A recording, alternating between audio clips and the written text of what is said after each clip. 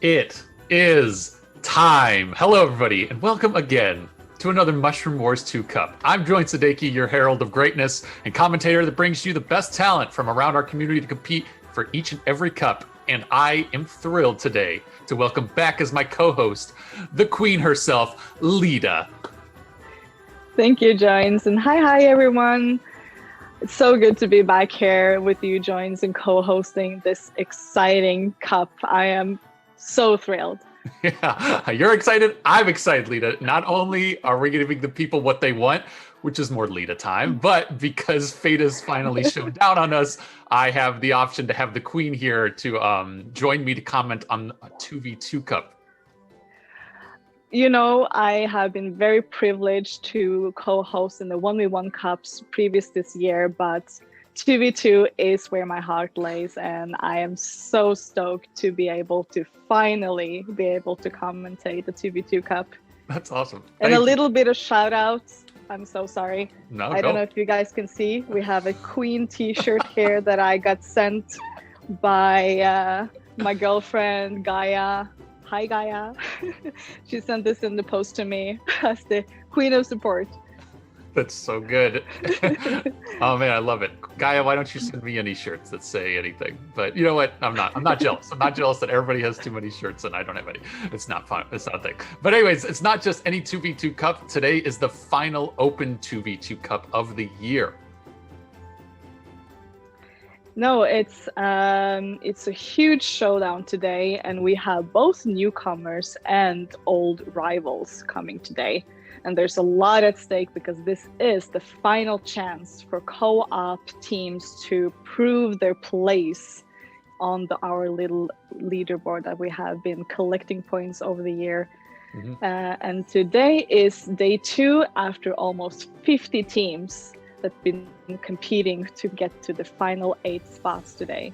Definitely. And yeah, like you said, we're coming up on the end of the year, and there's lots of recognized teams and individuals that threw down for the last, so they're throwing down for the last time this year to try and earn any points they can to make it to next month's final cup of the year. But, before, let's acknowledge the teams that played yesterday and who were just edged out, teams that didn't make it to today's cup standings. And they were, I'll just rattle through them here for everybody's knowledge. Team Not Hidden, which was Exposed and Mango, they lost to Dream Team. We had Team Racket, which everybody knows is Elon Musk and Lay Musk, or Elon Mustache and Lay Musk. They lost to the Unreal Team. We'll talk about that soon. We had Funginfernals, oh man, guys, which was LOL ICU and Raw OZ, which they lost to Tasteful Hot Dog. We had Team Bugs and Glitches, which was Gaia and Dart Dagger, who lost to Team Hungry. We had Team 1v1+1, which is Oshark and Deepon. They lost the Fun Team. We'll talk about that one too. We got Team Stefania, which was Needy and Claudio, which they lost to Dr. Cobra. And we had Team Bravado Rush, which was Mr. TG and Vivisexia, which they lost to Spicy Mushroom Soup. And then the last team that didn't make it to today was Team Balzato 4, which was I the Storm Rolly 1. And they lost to Random Team. Ooh. Well, a big thank you all for participating yesterday. And there's some prizes coming your way soon in the game. But today we have final 8 teams, and I will read them up for you right now. I hope I can do as good as Joins did, because that's really tricky when you have these team names. Team Dream Dim, DI78 and Q211, Unreal Team with Fussy and Vampire. Team Tasteful Hot Dog with Dr. No Hope and Stepson. Hungry Team with P Magister and Zetsense. Fun Team with 404 Not Found and Voktak. Team Dr. Cobra, Cobra Mouse and Dr. No Cool. Team Spicy Mushroom Soup, Lucius and Franklin. And the last team, Random Team with Miha and Player Dak 13. So much to talk about here. Right off the bat, Spicy Mushroom Soup making their second back-to-back cup appearances today, but they're not alone. in repeat appearances. 4 of the other teams have made it to 2 or more cups this year. So I'm talking Dream Team, Tasteful Hot Dog. I mean, they were called Team Rollator last time, but it's the same folks. Hungry Team, they made it. This is their repeat as well. Also, Fase is now teaming up. This is important to know. Fase is teaming up with Vampire this cup, as Lita mentioned there. He's on Team Unreal Team instead of teaming up with Eclipse. There are some common players we aren't seeing today too. We're not seeing Moonshadow and Mr. Kai. They're not in the cup this time. And as we mentioned before, as I mentioned in my the teams that we're not seeing today and that just barely missed out, Benzo and Barris are cup winners for 2 cups this year. Got edged out by Unreal Team, which is wow. That says a lot about the Unreal Team themselves and the skills if they can take out the leader of a cup in the past to not even make it to day 2. But the big ones I want to discuss besides that are the upsets, the new teams that made it to day 2 that have not been here yet this year. We got, first up was Fun Team, just 404 Not Found, and Boktok, low skill PLG, whatever his username is there. We'll see what he's chosen in game so we can refer to him correctly. But they took out 1+1, which was Deepon and Oshark. And I gotta be honest, Leah, I've never heard of 404 Not Found, and I'm very unfamiliar with Boktok. Do you know these guys? I haven't heard of them. The only thing I've heard of is that they're Russian, if I'm not mistaken. So they're familiar in the Russian community. So maybe that's why we haven't any familiar context to these guys. But I am all for new names. Totally. Yeah, I did hear from, I asked Tormaz this morning. I was like, hey, I don't know these guys. And he did mention they are well known in the Russian side. So I'm sure Focus on his stream is going to be talking more about them, which is cool.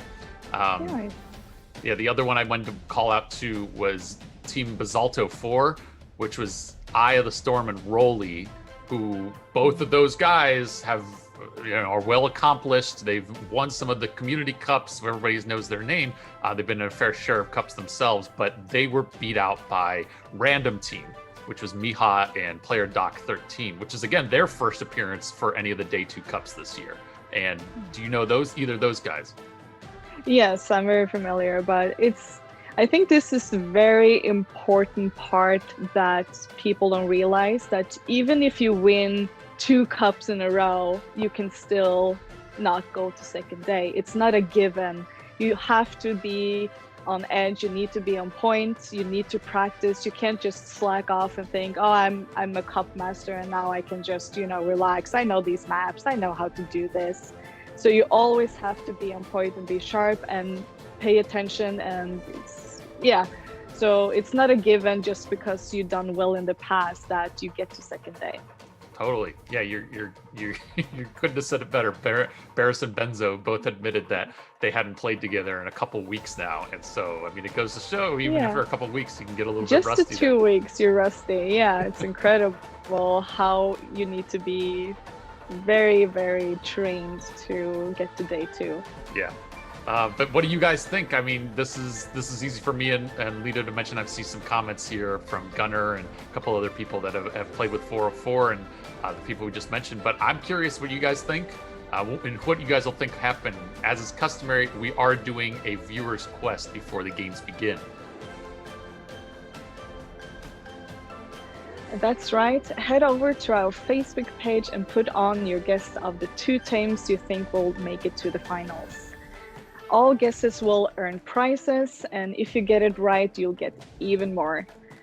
You want to get your guesses before the games starts because you don't have because it won't count after the game starts because it will reveal who comes up. So you don't have much time. So please turn on to Facebook and give your guesses on who the 2 finalist teams will be. Yeah, just perfect. Just tell everybody to leave right now, right as I'm going to start telling them stuff. Yeah, that's good. Go ahead, no problem. Go ahead and do that. But yeah, not too long. Before we start though, let's remind everybody of the cup rules. So just going to rattle through some of these real quick for any of the players that are here and that are just listening in real quick before they start. So reminder: each cup today that is a best of 5 rounds. The starting map's going to be on Q20 in conquest mode. There's a map pool that was chosen by each team that rounds can only be played on. Loser of each round will then choose the map from the pool for the next round.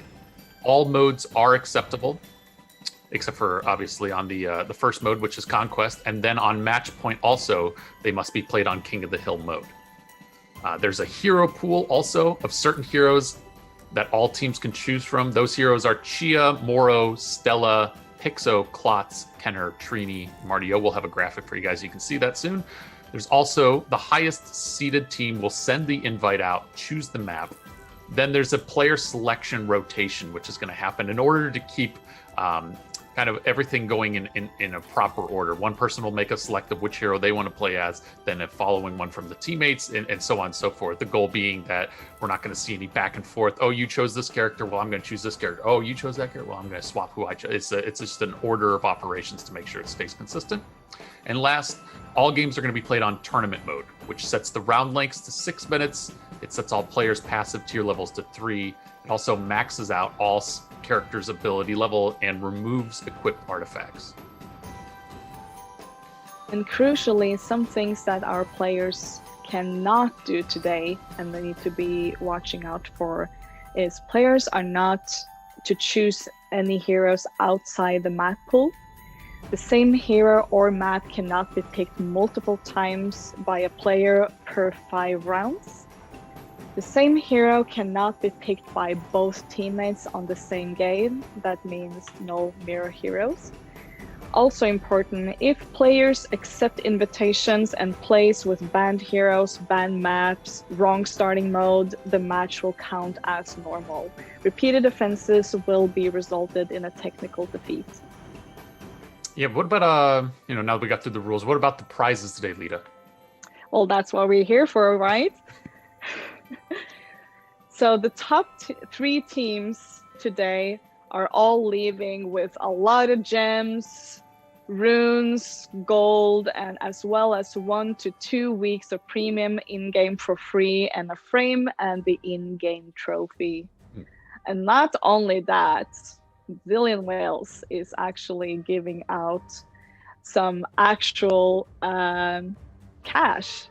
So they do give, so the winners, they can choose between a gift card from Amazon, Google Play, Apple Store, Nature subscription, or a cash prize. Third place team members will both individually receive $10 in credit. Second place will receive $20, and first place team members will get $30 each. And like we mentioned, there's a viewer's quest today going on right now, so you guys can also win. We're looking again for your prediction of what 2 teams will make to the finals. Head to Facebook, put your guess in. Plus, in addition to that, we're doing something else fun for the chat today too. Yes, we are. We want to keep everyone on their toes a bit with the trivia riddles today. We're going to be giving out riddles with hints at a time, 1 hint at a time, and the chat can guess what the answer is. And the first person that guesses right will give a prize, and there's only 1 winner per riddle. So for example, if my first hint would be I'm a male hero, my second hint would be I have great hair, and then the third hint could be I love my color green. So the answer would be Pixo, of course. And that's an easy one, but they all won't be like that. So it will be required to give a specific answer. And the most important thing is that you can guess at any point during our hints, but the first person, as I said, that gives the correct answer will get the prize. So please don't spam your answers and go crazy on the chat. Try to pay attention to what the hints are. Nice. Yeah, Lita and I will be giving you guys all the riddles throughout the stream today, so I would say be quick. Otherwise, I believe we're pretty much ready to get started with the first showdown. Oh, and we're also, I forgot to mention too, just got word that we are doing regular chat giveaways. There's a lottery that's going to go on, so stay tuned into the chat. You guys can all enter into those random ones. But last call for the viewer's quest. Otherwise, I think we're ready to begin. Lita, who is up first today? We are starting out with a bang today. Q211 and DI78 with Dream Dim versus the Unreal team, Fusse and Vampire. Nice. All right, I just got my invites, so go ahead and let's see who we're waiting on in the game itself. It looks like it's just you right now, Lita, if you're turned on the game. Yes. But otherwise, I'm excited to see this. Like I said before, Unreal team took out Varus and Benzo, so that leads to say that Vampire and Fosse are going to have a pretty high advantage coming into this first round. Dream Team is also Q211 and D78. I mean, these are good players. I didn't know if you have a thought here, Lita, on where you're leaning one or the other. Well, Dream Team, they have been playing together for quite some time now, so they know each other really well. I'm not sure if Fusse and Vampire has been playing as much as the other team, so they have an advantage there for sure. But both Fusse and Vampire are very experienced players, so maybe they are very good at adjusting to each other's game style and are able to complement each other. So it will be really exciting to see how this one will play out. Yeah, I agree. Did you get the invite yet? I don't know if you see it. I am looking at a beautiful picture of Mushroom Wars. And it's just loading. It's loading beautifully. You love that, don't you? Oh yeah. Okay, we're set an invite over. One thing I haven't asked you yet. I feel like we'll get into this after we see the first round. Oh, you know what? I think everybody's in. I think we're almost ready to transition, and let's do it. First round today, everybody. Let's see what happens with these two awesome teams. I'm so excited.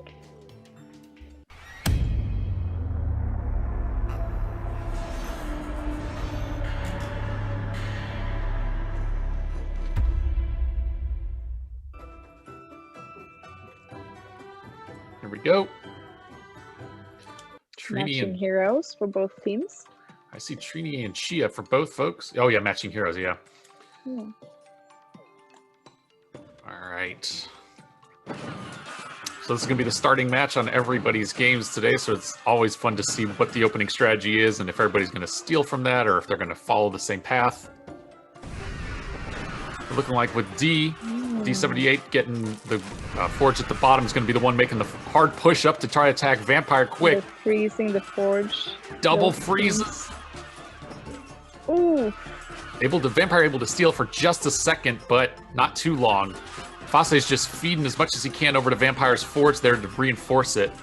Leaving himself real open. Looks like D's going to try to go and try to take out that middle village. Vampire takes it. Yeah, this is looking pretty strong. Oh, they've been practicing. Slow down there. They're able to hold off for not too long here, though. Looks like Q211's going up the backside. He's going to be able to take out Vampire's one village there. Take out the second one. And that's going to be it. Yeah. Fosse's going to do whatever he can to hold off right here, but 2 forges against none and only 2 villages at level 2. There's no coming back from that. No.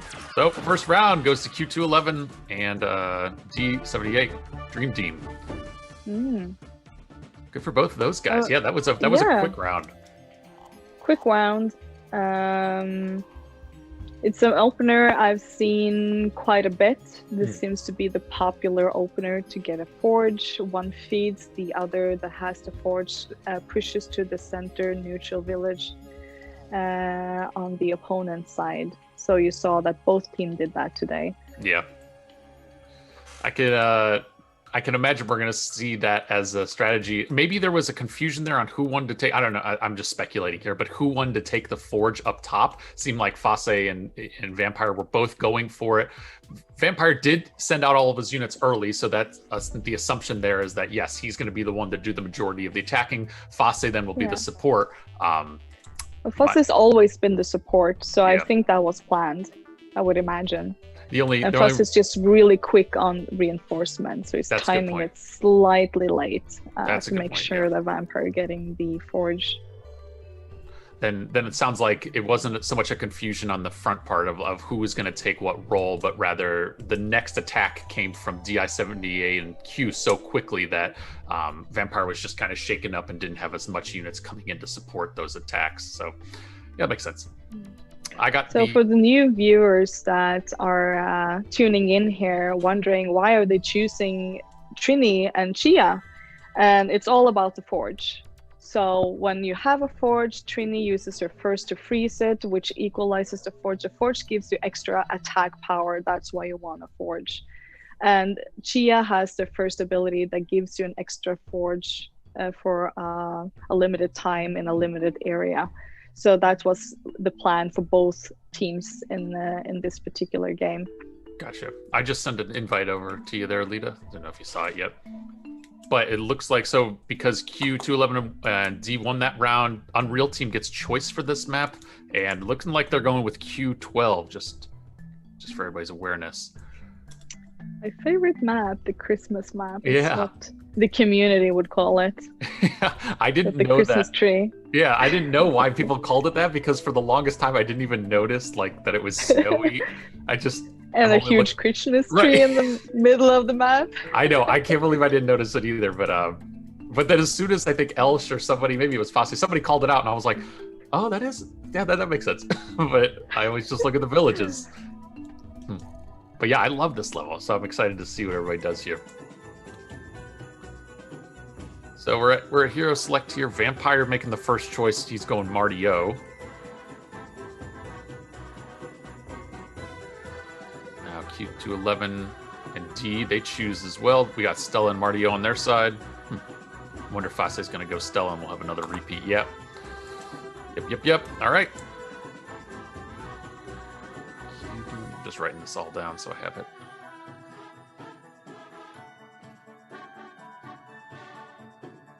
So Stella and Marty-O, what good combinations do you foresee with using these two on a teammate setting here, Lita? So Marty-O is a good rush hero with the fog, so you can do an early attack and the opponent won't see where the attack is coming from. Stella, I would imagine, is a more of a late ability hero. Maybe they will spam their first a little bit in early game here to have that unit production advantage. I can see that, sure. We can see right away Vampire's going for an early attack. Both teams kind of have the same strategy of giving one person majority control of the map. Vampire's wanting to get his second up, so that's why he's doing a weak attack on Q211. Nice. But Fosse will be the one attacking here, as you can see. Yep. Here comes the first big push in by Q211. Not going to be enough. DI-78 is trying to get his second up as well, but Vampire was a lot faster. Fosse is getting ready for his push. Here comes Fosse's push in for that Forge. Hit them with the break right there from Stella. Stella's number 3. Nice. Takes it over very easily. Fosse's in a really good position here. All those units in DI's territory. He's going to build it probably into a tower, I would imagine. Yes. Uses Hypnosis to remove the units from there. We have a treason coming up in Q211, but Fosse keeps the tower. Goodness. Really good at these double clouds. You guys can't see, but different players are dropping different clouds at a time, so it's impacting each team's view separately. This most recent one was done by Vampire, so that the DI-78 can't see their Shield break on the tower. Q211 gets the tower, but now Fosse is over to getting the other Forge. So he's just alternating the Forges here. Such a good move. Takes the main. Ooh. This is going to quickly. That's game. Yeah, he's going to quickly make work of Q211. Look how Vampire's just constantly emptying and feeding Fosse. Yeah. Trickling in. Q211 knows it. Yep, there it goes. D calls it. Second round goes to Team Unreal Team. That was awesome. I gotta say, my favorite part was knowing to not continue to make another push in for that tower. You saw Fase make a Yeah. really good push for that first forge, turns it into a tower. All the fogs keep going over it, so Yeah. Dream Team keeps dumping all of their units into this tower to try to reclaim it. And the next big Yes. wave from Fase wasn't to go back for the tower, but to go for Yeah. a different forge that didn't have any attention on it. That's a huge point, and there's a lot of players who have this urge to keep the tower at all costs because that's such a good position to have. But Fase trades that tower for a forge and the main of the blue player, which was Q211, I believe. Yeah. Mhm. So I think it's time for a little riddle. Oh, riddle. A little riddle here. Little riddle. So first riddle goes like this. The first hint is I am a greeting. Okay. I am a greeting. So So this is something that everybody can guess, and it's a greeting. it's a greeting or a hello or a good day. Oh, okay, I Maybe? see what you're saying. Some sort of hello greeting. Hello, a greeting. Yeah, that's the first hint. If you guys have any guesses, throw it in chat. Be more hints, but if you get it early. Oh, I'm seeing everybody queue up for round 3 here, and it looks like Q32 is what they want to play on. I'm just reading the chat real quick and how beneficial it is for everybody to stay at home and stay safe during the COVID times. And just, we can still hang out even though we can't meet physically. We're here online, hanging out, being social. I think it's a really good way to still have that social connection without endangering yourself with the COVID. Yeah. Yeah, I like that. Thanks, Lita. Did you get the invite yet? Just not to totally ignore what you just said, but just making sure. Yeah, no, I don't. Let me send it over. Maybe I need to restart. If you didn't see there we it, go. okay, cool. Thank you. Want to do the second hint before this round starts? Let people think about it while we're. Yes, the second hint is I'm from the Shimori tribe. So I'm a greeting, and I'm from the Shimori tribe. That's good. I could. That narrows it down significantly. It does, doesn't it? All right, so we're seeing back to the game here. Let you guys think about that while this match goes on. Again, you can put your guesses into the chat, but I think most people are signed in here. Fase, we're just waiting on him. There he goes. Yeah, we'll run back to the middle screen. You guys can still always put your guesses in. And dang, sorry. Do we have a winner already? We have a for the winner riddle? already. Yeah. I'm seeing it in chat. What? You see it? Let's see. Is it Chini? Wait. It's Cheaty. Well, it's although Franklin says Satoshi early, but he doesn't specifically call out Yeah, Satoshi we doing need cheers. what is Satoshi doing is the question, or the answer to the riddle. Chini getting it so good. All right, sorry, but looking at the, we'll come back to that real quick. Kenner and Pixo for both teams here, just alternating who's choosing what. Killing off units, that's the strat. Man, this match is always such a cluster for me. So confusing. But So it's all quick. about having the majority of the forges. But majority of the units are going right now to DI and Q211, and now they're just waiting for that Pixo's #1 to go away before they make another attack. There they go, back up for the Yes. remaining of his units. Take out one forge. Yeah, this is. Oh, really nice. I don't even know where to start all with this. about one. killing.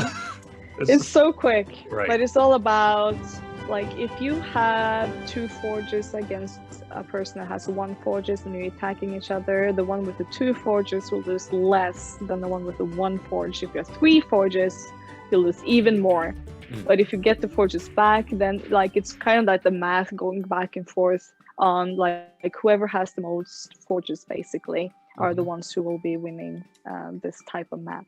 And it's such a gamble. I mean, that's why this map is like such a toss-up when I play it, is because everybody does all of their moves at once, and then you see how it plays out, you know.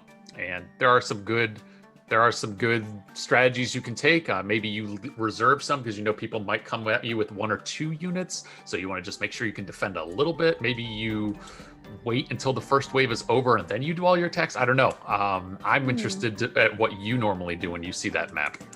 I think it's all about who's the quickest to get the forges, like who taps the quickest and who gets the forge when you're fighting, especially the centerpiece there, which is very common to go for, and whoever gets that usually would win the match. Gotcha. In general, it is not an absolute, of course. Yeah. So did we find a winner for our little riddle here? We did. That would be Chini. Congratulations, Chini. You, of course, you won 200 gems for that first. Woo! that very first riddle. Nice. Didn't need the third hint, which was something you would do in a Christmas holiday, which is cheers, and that's Satoshi's greeting in the game. Nice. Looks like we got the invites out here for round 4. Just to make sure everybody's aware, this is match point. We're up 2-1. For Team Dream Team, so they can take it right now. This is Q3. Looks like Fase and I almost said Eclipse. Fase and Vampire have chosen Q3 as their map to go to, which I know this is one of Fase's favorite. It is. Is Kree one of the? I was about to ask the same hero thing. To be pool? honest, I don't. I rattled them off earlier, and I can't remember. Let me see. Kree's not one of them, so no. We got, interestingly, we have Moro as one of the top 8, which very unpopular. That hasn't happened before. Yeah. Sometimes I think the main issue with Moro is that his second costs the same mana as a fourth. So you need to first do your second with the mana and then again build up mana to get your second another time. So it costs the same as a fourth, his second and his fourth. It's kind of a... Yeah, it's I've never seen anybody. Sorry, I was going to say I've never seen anybody use Moro effectively, but that's not true. I've been killed by really good Moro players, but I don't normally see the most pro people choose Moro. So I'm wondering if it was a psychological thing, like we're going to choose Moro just so Dora isn't in the map or in the character pool. Oh, something like that. Why would you think Dora is a good counter for Moro? Sorry, no, I wouldn't think that those two are complements. It's more of a, we don't like, maybe somebody psychologically is thinking, oh, I hate whenever Fase chooses Dora, or by example. Oh, and I don't want him to have that option, so I'm going to put in a character I know my opponent doesn't like. Something like that, Yeah. No, that is a really valid point that, for the viewers, the map pool and hero pool is based on the player's own choosing. And like Joins was pointing out, that maybe that's a tactic. That's a tactic in itself to pick, in so-called bad heroes, so that making sure Fase doesn't have Kree, so we'll just add another hero and have that as the first wish on second day. That's the strength of doing the hero pool, Otherwise, it would just be, okay, let all 16, 17 heroes be available. And then at what point, there's no strategy involved. It's just don't pick the same hero over and over. Good point. But if there's only 8, then the strategy is which ones do I want to play as and which ones don't I want my opponents to play as. So, yeah, we got kicked from the first map there, folks. We're just restarting. Yes. They'll still choose Q3. I think I saw Vampire choose Kenner as his character choice. So that'll probably be the same, but we'll see. Checking out the chat right here. See, I love Gunner, man. He's all in the chat today. It's really good. He says, don't they all level out tourney mode? I assume he means, he's answering. Okay, gotcha. He was answering, hey, Mysterious, who asked, Vampire's Kenner is level 4, But but Gunner's right. They're all going to be playing on tournament mode, so everybody's going to be leveled down to the equal playing field. Yeah. So I'm just watching stream and seeing the pop up of Dron's little sticker there.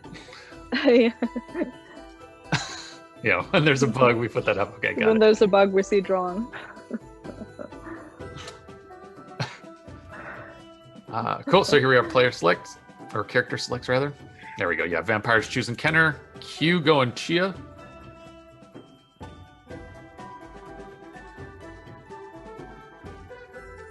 D also getting Kenner. So Fosse is supposed to pick first, right? And then the other team will be picking, and then... It's confusing based on who made the map. Yeah. But So so Vampire should be the one picking the first hero. And Yeah, then the exactly. team, and then his teammate. yes, exactly. Yeah. This is the first time we're not seeing duplicate of heroes, but that should be interesting. And there's no Moro here. No Moro. And this is map point, or this is a match point. So that's why we're playing King of the Hill mode right now. Q211 is rushing to secure the center of the map, which is important on this mode. And he's going right into He's Fosse's base. rushing for Fosse. Fosse knew exactly where he was going too, and perfectly sends out the right number of units to not waste He any time. does balance it perfectly. He keeps his center position that the I-78 tried to capture. And we got Vampire coming in for the Forge and DI's area. It's not going to be enough, but he's going to gain some morale here. Fosse is going for the I-78 here. Q211 has his teammates back in a second to slow down the units. Kenner's number 2 there, try to take out as many units as he can. Really effective. Definitely holds him off. Pixo's number 1 drop there in fastest territory in order to just protect themselves. Vampire and Real Fosse has 3 center positions here. They're still tag teaming the I-78, who's doing his best to stay alive. Man, Q211 can just watch from afar. Vampire and Fosse really tag teaming and building up their morale effectively. Fosse right now just trying to take out the remnants of DI-78. Q still putting pressure on him, sending some units back in there. So many units going into Fosse. And Q211 is wasting his force trying to save his teammate here, but I do think it's a lost cause. Yeah. So here comes Vampire in. Oh, Q knows it, and he quits. Yeah. It's just down to DI's last building there. Ooh. Fosse and Eclipse making the comeback.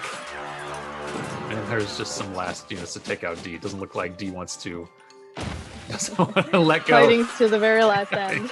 I can respect that. Wow, congratulations. Okay, so we are going to this is the first round of the day, and it's the first game 5. So, fantastic. Both players are... That is so exciting. Depending on what they choose here. What would you say? I got to say the beginning was interesting from there, but for me, sorry, but I wanted to see if there were any specific moments that you paid attention to that you thought turned the tide here. So I think the early push against Fosse was a bit of a mistake because it's tier 3. I think if he had tier 5, he would have a better chance. And sometimes when you play, you have the mindset of a tier 5 power attack. He makes a forge, he takes the center, and then he rushes Fosse, but Fosse has, enough unit production, and he just didn't have enough units to do anything significantly. Mm-hmm. Am I saying that right? Yeah, you are. No, I So that's definitely a challenge for these players to do the tournament mode, where you need to adjust how many units, for example, it costs to make a forge is 23 units instead of 18, which is common when you're tier 5. So you need to, there's a lot of things to think about when you're doing these tournament cups. Yeah, I'm always surprised whenever people can keep in their mind how many units it's going to take while remembering the difference between, like you said, tier 3 and tier 5. And what was like the one that I really loved there was Fosse was defending one of his villages from an attack from, I believe it was Q, and 211, yes. And whenever he saw the amount of units coming in, and Fosse had like 17 or something people in this village, and he sent 4 away, and he defended it down to 1. Like the wave came in and he defended it, and he still had 1 left. And I was like, holy cow, how could he knew that he had 4 extra, and he was like, yeah, I can send some of these guys out and I can still defend this move. I would default to, I'll just keep 4 extra. I want to be safe here. I'll send in 5 more, but those are the kind of expert kind of math, mental math at the moment that you need. Yes, and Fosse is excellent with the math. He's so good at calculating how many taps you need to get that 1 village. Like, it's mind-blowing. Yeah. It's either changing the maps back and forth here. Q211 and DI78 are the one picking the map, which gives them the advantage. This is the very last match for these 2 teams, I believe. Yeah, this is it. This is the final game. Let me make sure to get Mind in here. Send the invite out to him. But yeah, this is the first decision of the game for the first team that's going to make it over into the quarterfinals. But also there is a lottery happening, folks. If you haven't seen it in the chat, is it really still Hoodie for Joins? Is that the first one? All right, great. Make sure that you put in Hoodie for Joins with an exclamation point if you want in on that first lottery. Winner is going to get some gems. Thank you, Chini. Chini keeping the dream alive. I appreciate that. And Lita, you got your hoodie on. I love seeing that, man. Oh, yeah. It's here. So good. I can get dressed for you guys. You can get dressed for us. That's what the audience wants, right? Me to cover up more. Totally. So Q1 is what I'm thinking they're going to go with here. Like you mentioned, Q and D had the Q211 and D78. Nope, never mind. They just changed it to Q18. Yeah, they're going back and forth. They must be having... I can imagine Q211 and DI78 on voice be like, no, the other map. No, the one with the tower mill. No. What are you doing? No, we take this map. Like, what are you talking about? We agreed on this one. Yeah. There's a lot of things going on in the background. You just, as a viewer, you just see the map switching back and forth, but in the background, like behind the scenes, you hear like the stresses, the nervousness, and like, no, we need to, they're discussing, okay, what hero do we do? Yep. Yeah, I couldn't agree more. It's always so much more stressful than you just see since we're not hearing their voices. Yeah. Player select looks like Q's going Klotz first. Fosse and Vampire are the other players to pick their heroes before the I-78 picks his hero. They both basically pick 4 different heroes each time, so there's no double ups that they can't go with. But okay, looks like Vampire's going Trini. Trini and Klotz. All right, so yeah, it's going to be Trini and Klotz, which are very good heroes for this particular map. It's all about the unit production here. Freezing the forge. There's 4 forges on this map. Whoever gets a forge, get it frozen. Drain with Klotz's first. Yes, this is definitely a first ability map, I would guess. Yeah, that's a great call out. This would be one that I normally... I like to see people use Stella on, but with Klotz, you want to you usually shy away from that, knowing that his first can steal that. Yeah. Wow, Q going diagonal. Going hard on Fosse. Going straight for him. Meanwhile, Vampire skipped the middle to go for his buildings as well. Can he make it in time? Oh. He's going to. Takes out Fosse, so now it's going to be a 1v1. No, sorry, Fosse still got the forge over on the right side. Still alive on the forge, yeah. We missed that. But he won't be... Ooh, will he stay alive? Oh my goodness. Fosse's still alive! Clinging to life. Using the forge here. Forges both sides really effectively. Q now only has 2 villages. Yeah.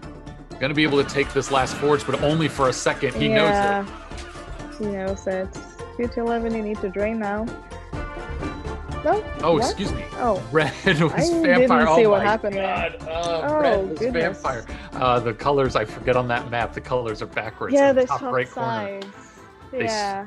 They swapped. Anyways, that was an overwhelming victory for Fosse and Vampire. I thought Q was holding on and he was the one doing all the coordination, but colors reversed. And man, congratulations, Fosse and Vampire there. Huge congratulations.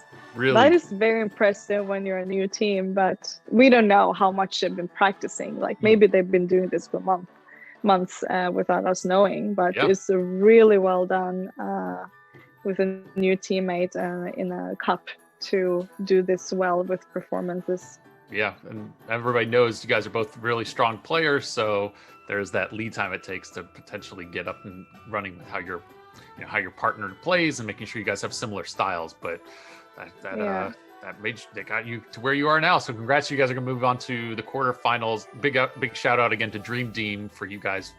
Thank you for everything. Thank you for coming and getting to day 2. But we're going into the second round here, second pair of matches for the day. This is going to be with Team Tasteful Hot Dog and Hungry Team. Hungry Team, yeah, everybody wants me to say those two things back to back, and I'm going to resist. But this is Stefson and Doc No Hope versus P Magister and Z Sense. I see everybody's queuing up now, so we are ready for this second round.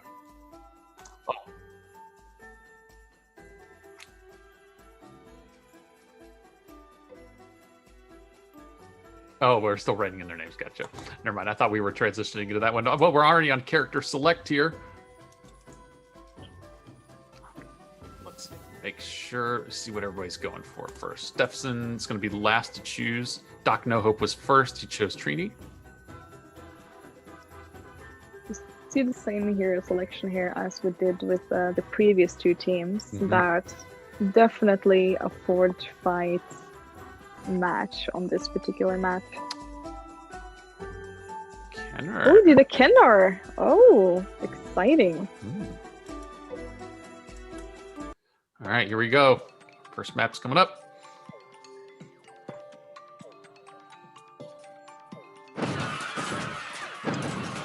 Doc No Hope going for the bottom forge, top right. It's gonna be Z Sense going for the forge. Here's the support units coming in for Z Sense. Oh, they're so early on though. So early. Look at that. 70 units in that middle village. Freezes them already. Both freezes. Oh, boom. Stefson has Dr. No Hope's back with the forge there. Perfect. Really nice. Kenner's number one They've was been so practicing really well here. So synchronized. Z-Sense knows. Z-Sense knew right away when he saw all those units coming up that they weren't even close to prepared. And that is it. I have a little personal experience with Stefson. I was playing with him the other day, and usually I'm the support, right? Mm-hmm. And suddenly he's supporting me and feeding me like a champion. I'm like, Stefson, what are you doing? This is so strange. Like, we don't play like this. And now I see why. He's been practicing being the support player for Dr. No Hope. So I get it. Oh, makes more sense. Yeah. He wants to get his practice in where it counts, you know? He doesn't want to play one way with one person and a different way with another person, you know? Yeah. Well, okay, great. First map goes to Team Tasteful Hot Dog. And Hungry Team going to have map selection for the second round here. Do we do another riddle while we wait? Yeah, do it. All right, riddle number 2, people. I am a leader of my tribe. This is hint 1? First hint. Yes. I'm the leader of my tribe. So we have 4 tribes, if I'm not mistaken. Mm-hmm. So it's the leader of one of these tribes. Pretty good odds. Either way. Chini, you can't win this one, just so you know. You already won one of the riddles. You already won. 200 dreams is the prize if you do win this. Chini's guess was you, Lita.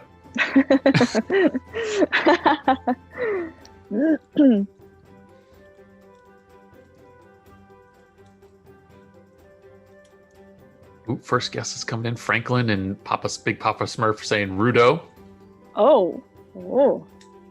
It's almost like you shouldn't tell them if they're correct until we get into further into the hints. Yeah, you know? Because they could guess it and they won't know if they're right or not. Yeah, they had no clue. Yeah. I'll give Alright. a second hint before we cue in here. Mhm. The second one is I'm from the Shimori tribe. Therefore, it's not Rudo. Mm. Oh, sorry. I'm reading my own riddles wrong. Sorry. I like to dress up is the second hint. So I'm the leader of the tribe and I like to dress up is the second hint. All right. Those are good two hints. Those are the two hints. Klotz and We have a Pixo. pure pick, Klotz and Pixo. All about the first ability, right? Totally. It's a small map too, so you're kind of relying on the first ability. This is always a fun one. Everybody goes for the forges early, and then there's some backup units going for villages. Wow. Doc No Hope and Z-Sense have all of the forges. And there they go, dropping Pixos first to just take out Draining. units. Yes. Dr. No Hope is draining like a champion here. Oh man, sorry, I apologize, I called that wrong again. I thought it was red and blue on the same team. Nope. We can't mirror heroes Yeah, joints. yeah, I'm sorry. I'm so discombobulated. Sometimes it's red and blue on the same team, so when I saw that last game, I was like, is that the same way every single time? I don't think that is, but I started second guessing myself. Either way, I love Yeah, how I could just sit back and point out your faults instead of No, joining in, right? thank you. I appreciate that. If it was just me, I'd be here. I'd be like, oh my God, I won that match. Congratulations to me. Everybody would be like, what is this guy talking about? Either way, that round goes to P Magister and Z-Sense, so it's tied up 1-1. There's such a strong team, but I have like a personal soft spot for Dr. No Cool. He is one of my very first partners in all of before Discord. I would play with Dr. No Cool when we see each other online at the same time, and we would always play together without knowing each other. No Discord, no communication. We just invited and played. So it's so exciting to see him here on day 2 for the first time. Wait, to be clear though, Doc No Hope or Dr. No Cool? Oh, Those are two different sorry. people. Yes. Why does Yeah, why is everybody Dr. so... No Cool? I'm so sorry. Yeah. Dr. No Cool and Dr. No Hope, Dr. Nami, Dr. Evil. There's so many doctors. I can't keep track of them all. I forgot about Dr. Evil. Yeah, you're right. There's 4. There's just so many doctors. Lucky Dr. No Cool is coming up in the next round, but yeah, Yes. this is to make sure we're right here. This is Thank Doc you No for Hope. correcting me. I love how we can correct each other See, this is on great. our fault here. Yeah. It's perfect. I'll get the games wrong, you get the players wrong. Everybody has no idea what's happening. So smooth. Oh, right. Yeah. Wonder Stella Gaia is guessing the correct answer. Congratulations, Gaia. Yeah, it is congrats. Wonder Woman who is the leader in the tribe of Shimori, and she did do a dress up with her monkey suit. I can't remember who the first third person to hint call it was out, but she was bananas about the dress up was the third hint. I love it. Yeah, congrats, Gaia, there. You're gonna get some gems for getting that right first before anybody, but sorry, I'm looking at the chat now, calling out. Did you say Dr. No Cool won that? Yeah, I know. Every time I hear doctor, I just say things the wrong way.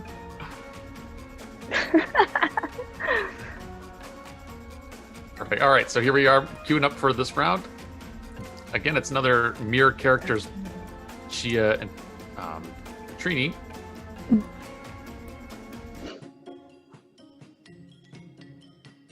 Dr. No Hope. Dr. No Hope. Dr. No Hope's gonna be the one going for the forges in the middle. Z-Sense in the bottom there, going for the forges on the left side. Now it's a big push. Who's gonna get the middle tower? There's the freeze on the Dr. No early Hope. forges. Forges are frozen. Dr. No Hope gets most of them. Right now, P Magister Yes, controls the 3 bottom forges. one. Yeah. Sure knows it. Yes. Really nice. Dr. No Hope is such an aggressive player.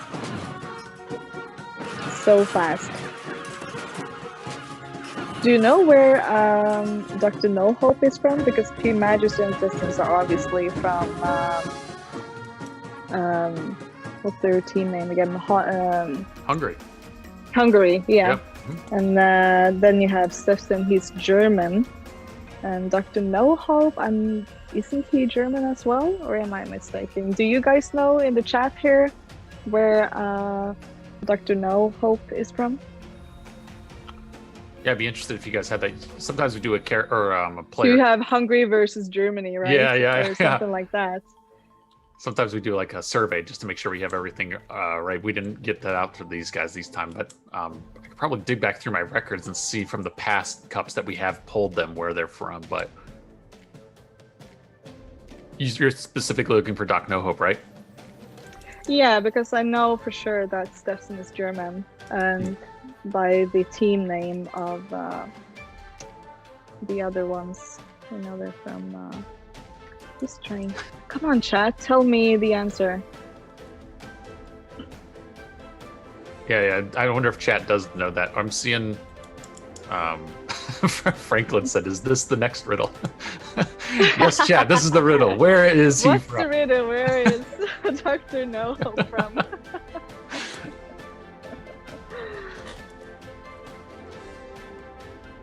Yeah, Gaius said Germany. Cool. All right, there comes my invite for round 4. This is match point, just to remind everybody, because Stefan, Doc No Hope, the Hungary Dockers themselves, they've made it 2 up, so this could be it for him.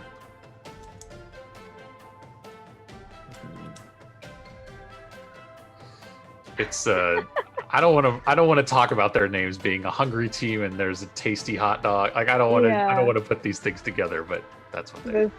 It's all about food. Yep. Mushrooms and food. Yeah. Yeah, there's also spicy mushroom soup. Yes. We should just do like a food cup once, and your names all have to be like. Then the end of the cup is not like we're not celebrating X person for winning. You know, we're just celebrating that kind of food. You know, it's like, oh, pizza's the won. dish. Everybody loves pizza, yeah, or whatever. Yeah.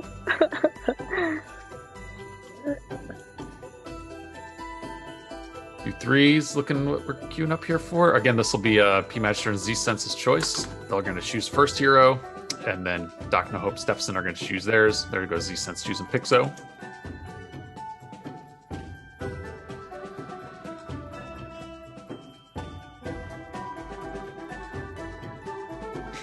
Franklin says, "Give me gems if I'm right about what." That's funny.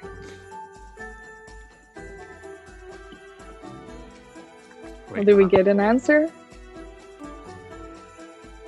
I think, Gaia said Germany, and I'm inclined to believe I Gaia. think he is. Yeah, and Gaia's German as well, so she would know. Yeah, that's why I've been wondering. That was my initial thought, that we have 2 countries, basically, or representatives of 2 countries playing against each other here.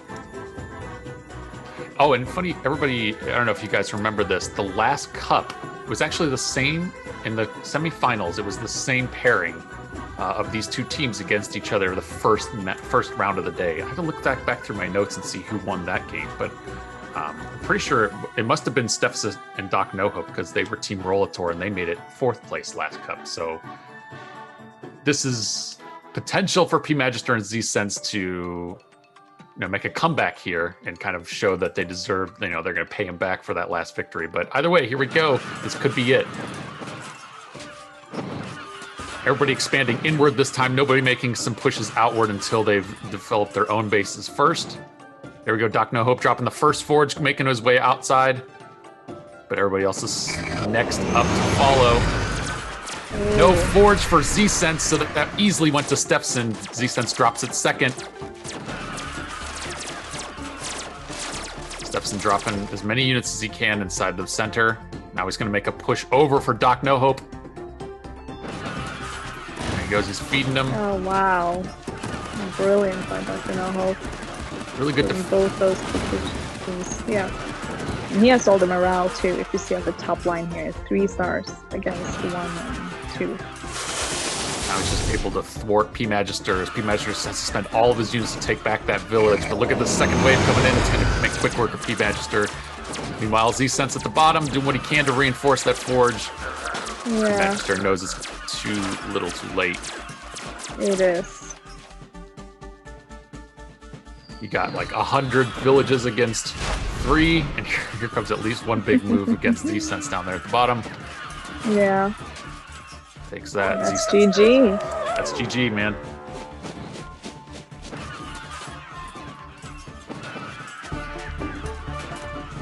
I'm just writing down everything here on my side, but yeah, that's it. Congratulations to Stefson Doc No Hope team Tasteful Hot Doc.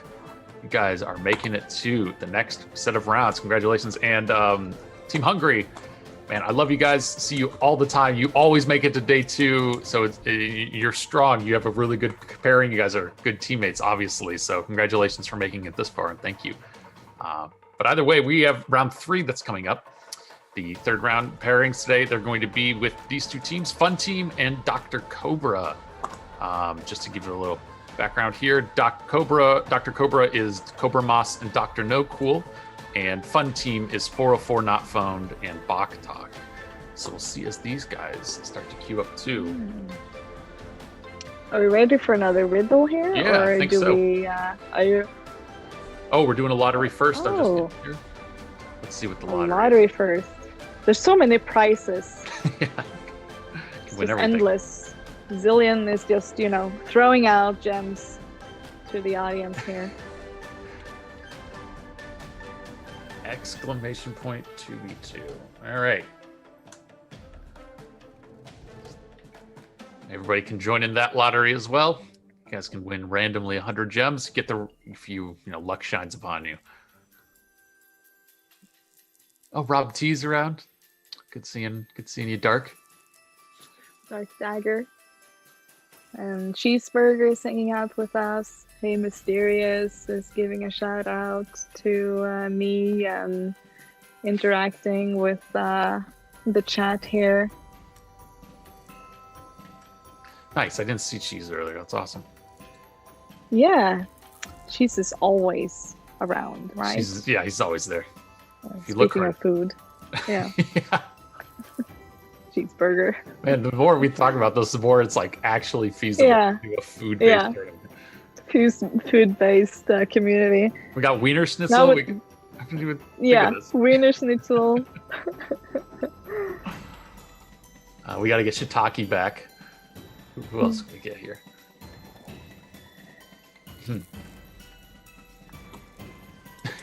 Yeah, Chini's saying, you don't see him, but he's always there. Shh. Yes. Good old Cheeseburger. I think his J Park is his new name for his stream and stuff. Totally. Rebranded his name. There we go. I'm just getting this invite for the next pairing. I was going to ask you if you had any predictions about this pairing. Lita. Well, I have no clue who 404 is. Oh, yeah. Low scale that we've been announcing as Bach. Yeah. And Cobra Moss and Dr. No Cool. I already told about Dr. No Cool, my old trusted teammate from before Discord time, which is, I don't know, over 3 years ago now. Dang. We're Well, like fossils now. Yeah. This will be the first round for the third pairing of our semifinals here. Let's do it.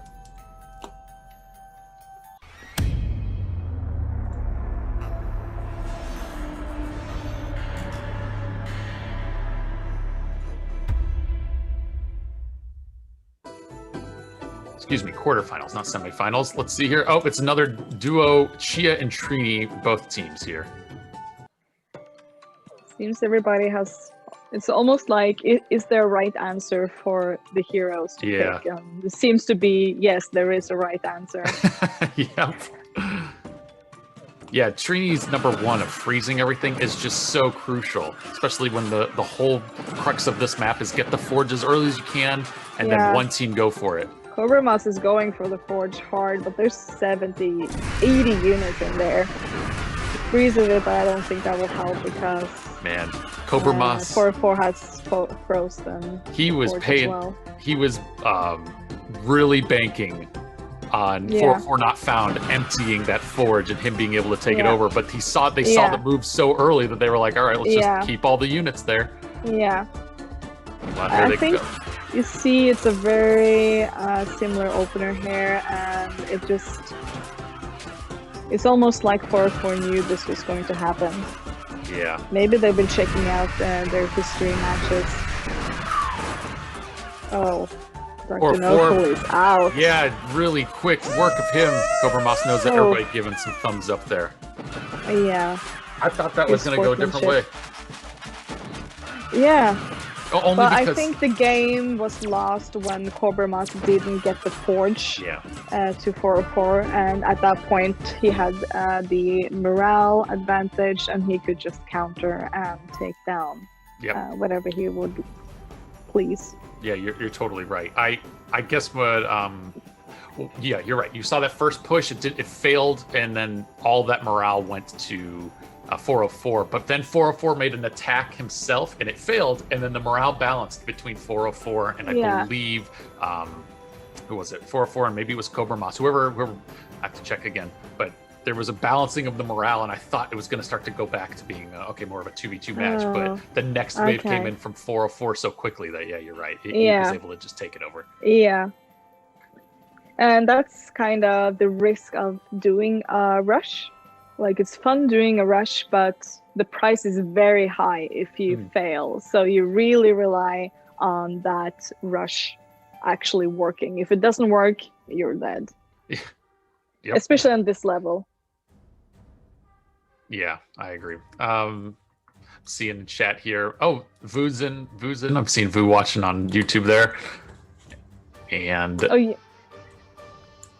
Xset is saying Trini and Chia are best choice. However, Doc and Steph did do really well with Kenner, which is a good point. Yeah, they did. Yeah, they did. Dropping Kenner's number one, I thought was like really smart in order to just quickly get some defense there. If you know your enemy is going to come in for that tower, really, his number one's great for this.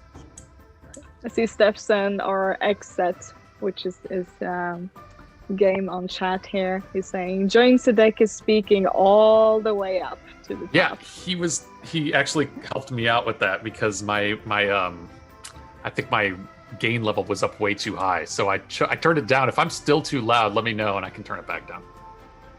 But I saw him say that early and I was like, oh crap, I better change it. Chini's asking where Eye of the Shadow is.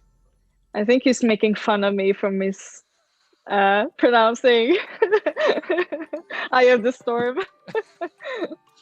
In the previous 1v1 cup where I called Eye of the Storm the Eye of the Shadow. Yeah. Oh man, that's such a good character. Like whenever I accidentally called Chia Chini. Like, oh man, everybody's shooting Chini. Yeah. Chini's like, are they? What? What? Hero select here for round 2. Doc No Cool being first selection. He's going Chia. I mean Chini. Well, he's supposed to wait by picking his hero. He's the last pick. It's different each time. As long as it's one person on the losing team that goes first. Okay. Yeah. Then it's two on the other team. Then the one. Yeah. So they want to show Chia first, and then wait for the opponents to pick. Yeah. Strategy.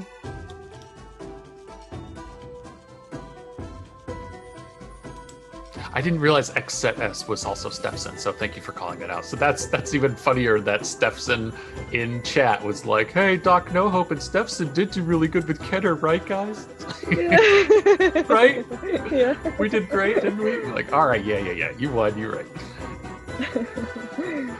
It is confusing to keep track when there's a Discord name is different from the in-game name and you're trying to keep up. I do believe, so correct me if I'm wrong, but I do believe that's Stefson chatting there. Yeah. Plus, you have players that change their name all the time, like Barris and Benzo. They're like Elon Yeah. Musk sometimes, and they're Team Rocket Yeah. stuff. So when I see them, I'm like, have I seen that in the past? Did somebody else steal it? Yeah, like who's this? I always see my friends list with new names, so Yeah. I don't know who they are. All right, here we go. Looks like Doc No Cool is going to be the one to take the middle forges on the left side. Meanwhile, 404 is going to be Going. right. Wow, He's Doc's skipping the going around. tower altogether. That's a cool. Clever opener. Don't Very go clever. little towers at all. Tower. Yeah, you lose so many units. Oh, he got the tower. Oh, this is really nice. All those units being dumped out right there by 404. He's Yeah. going to go try to take a village, but it's not going to make much of an effect. Oh, yeah. 404 and low skill there. Cobra Mass and Dr. No Cool has this in the bag. That was really brilliant because the immediate thought is to get the tower, right? When you have this map, like get the tower as fast as possible. So it's really nice to see players thinking out of the box and thinking, okay, we know the opponent's going for the tower, so let's do something else. Yep. Yeah, and what do you think is a good defense against that? Because they clearly dropped Pixo's #1 right over the tower just to make some increased defense there. You know, you're picking off anybody that comes out of the tower. Killing off units to make sure you get the tower, I would imagine, is the reason. So he did get the tower, but it cost him 2 forges to do so. So that's the trade. Yeah. And then is the defense then to just push out of the tower as fast as possible? If you see your opponent is going around the tower for the forges, then do you send backwards? Do you just push forward? Yeah, I would probably push forward, but it's difficult with the UFO of Pixo, his first ability, because it does cover the screen a little bit, so you don't know who has the forge when the UFO is hovering over. So it doesn't. It's a good ability, but it does give you a disadvantage when you don't know if you have the forge or not underneath the UFO there. Yeah. Do you think there was any? Do you think that there was any dependency there of any purpose there by dropping the UFO just so that you couldn't see what was going on behind it? There's some that do that as a strategy, but I would imagine that they're just wanting to kill off units as much as possible. Because if you both have the tower and the UFO, you're killing twice as many units when they're running. But they are doing that strat with the assumption that they're going for the tower and not the forges. Yeah, that's a great point. Oh, nice. Yeah, it was just shown on replay there, so chat can see that too. Okay, there, I see everybody in. So this will be round 3. 1-1 for both of these guys.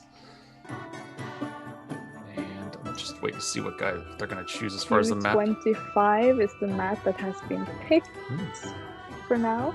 Yeah, first one today. No, wait, yeah. First time we're seeing Q25 today. Second guessing myself, but no. Yeah, there was someone that picked it earlier, but they changed it. Yeah, so maybe that's why you're. Yeah. Oh, they just changed it to 32. Another crapshoot. It's the forge fight map, as I would call it. Both teams starts with 1 forge, and there's just a bunch of forges spread out the map. And it's all about who's the quickest. Totally. Pixo being for low skill or Boktok there, but he can't choose Pixo. He chose Pixo last round. There he goes. He changed it. Oh, okay. Just making sure. Kenner Pixo. Oh, yep, cool. Over Ross is Kenner. All right, just making sure these are correct so that nobody chooses the same ones.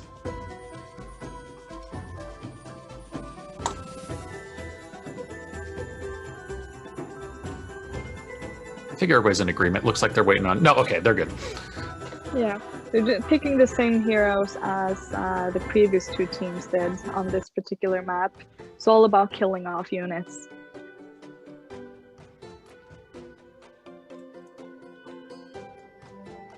Here we go. Big dump of everything out real quick. Cobra Moss sending whatever he can back to the support on the left. Is it going to be enough? Let's just see what happens when the dust settles here.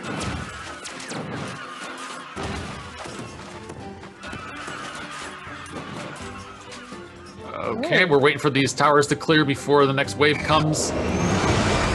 UFO is knows. Well, looks like we're getting a media glitch for you guys, but everything's still coming through. Looks like they're finishing out the rounds. 11 troops left for Cobra Moss. We got 4. Cobra Moss is winning here, it looks like. We got 4 left for 4. Dr. No pulls UFO is what we're seeing on the screen here. There he goes, takes him out, and with 4 units left, Cobra Moss wins it. Oh, you couldn't get any closer to that. With 9 forges.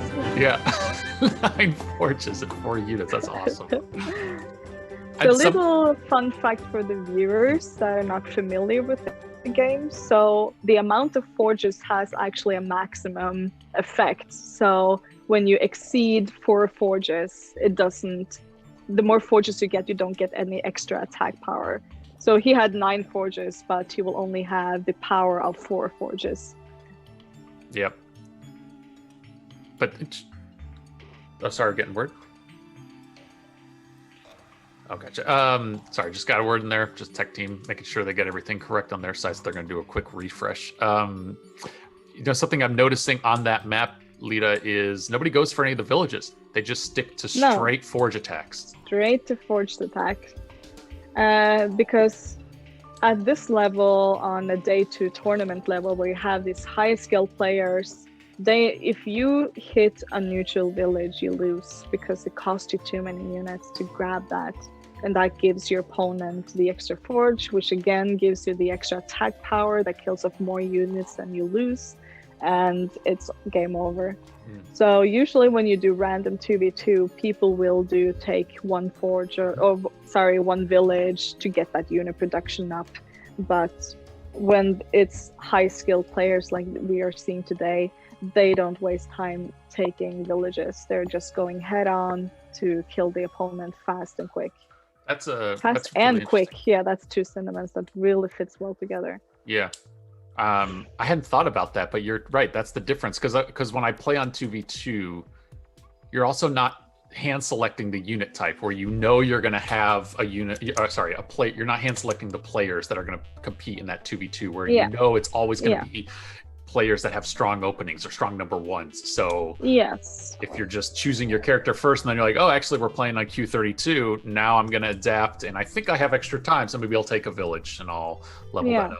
But yeah, you're right. I guess that's the difference here. When you're playing against, when you know your opponents are going to come for you, don't waste the units. Yeah, villages. Don't waste the units. Yeah, but it also, like you're saying, it depends on your heroes. And if you're playing random 2v2 and you're playing clots, you would want your opponent to take a village. You can drain it, or if you're Wilfred, you'll make a tower in the center to kill off units. Like there's different strats to do.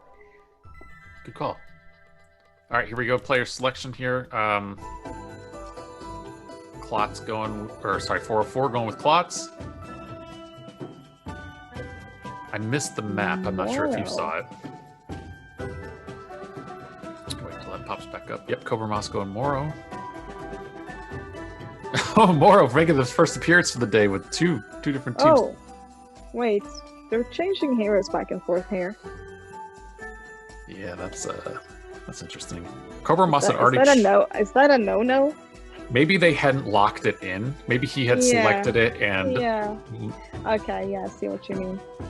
And so low skill got confused, and man, that's going to come up to the judge's decision, really, because I think what happened was low skill saw him hovering over Moro, didn't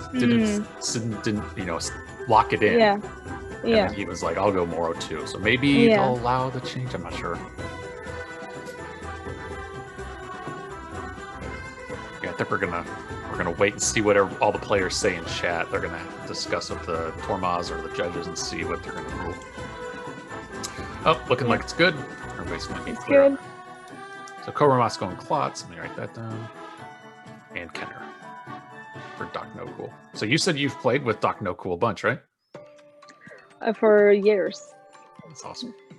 It's from Canada, the French part of Canada. All right, Cobra Moss going in for the back for 404. He's going right around that village. Meanwhile, 404 is going to go for the back village on the left side for Cobra Moss. On the bottom, we see low skill taking out the entire bottom. Takes out Dr. No Cool real quick. plots his drain on the top for Cobra Moss, getting all the units back out of 404. Oh, and he lost that forge with low skills first. Both 404 and low skill are still on this map. It's just them against Cobra Moss. Here comes the final push to take out his last village. Really quick back and forth there, but congratulations. Man, good work to both low skill and 404. So I think Dr. No Cool's idea was to counter the drain from Klotz, and that's when he picked Kenor. Yeah. But it just didn't work out. Like, it's all about being quick. You can see both teams are kind of rushing towards the other side to try to take their forge. So if you have a forge already and you haven't lost it, so if both sides crosses, so whoever gets to forge first will have 2 forges the moment the opponent hits your forge. So you may lose it, but at that moment you have 2 forges when that happens. Totally. If, that made sense. So it's all about being the quickest to get that forge in the back from the opponent's side if you are able to capture it. So, and if you do, then you are have the upper hand both in building mana with losing units and also with the forge advantage where you lose less units when you're being attacked. That's a really strong point. But I mean, also, just everybody keep in mind that is now going to take us 2-2, and we're going to go to game 5. This is the second game 5 we're seeing today in the quarterfinals. So another really strong pairing of equally matched teams that have fought for it, come back and forth. You know, I love seeing whenever you see a comeback where it doesn't just get taken 3 games, or something like that. Yeah. Well, then I think we have time for our third riddle of today while we wait for our invites. So riddle number 3, hint number 1. I am an ability from a tribe that uses UFOs. Okay, a UFO tribe ability. I can think of at least 16 different options there. There's 16 options there, yes. So if each 16 of you want to guess one each. I would be really impressed if someone answers the correct answer out of this. This is like 1/16 chance of you getting that one right. So just go for it at this point. If you just draw one out of there. Just write up all 16 of them.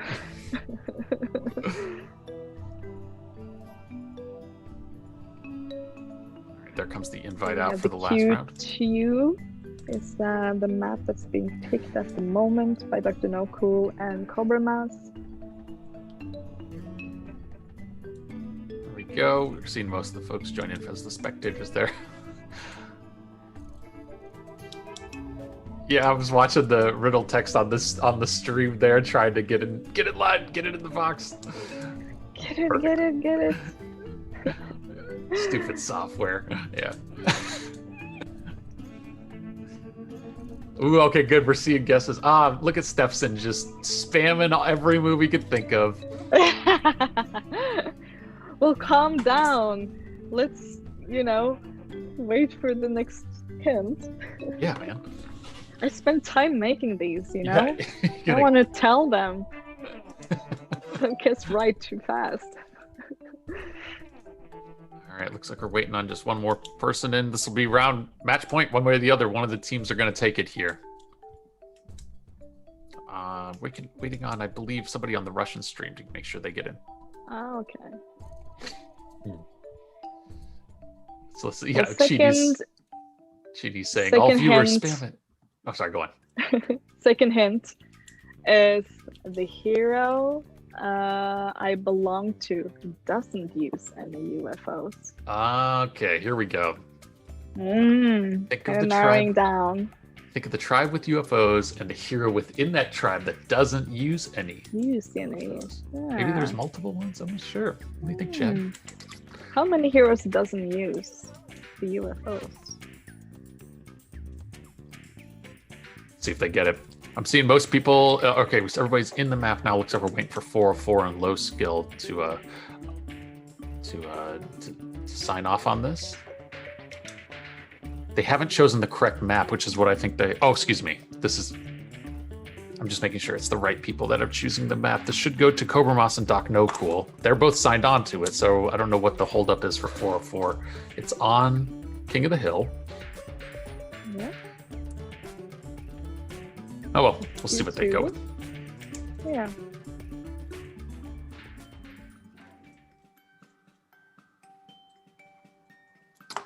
Seeing Tim say the Flash from Zeke. Seeing Chain Reaction.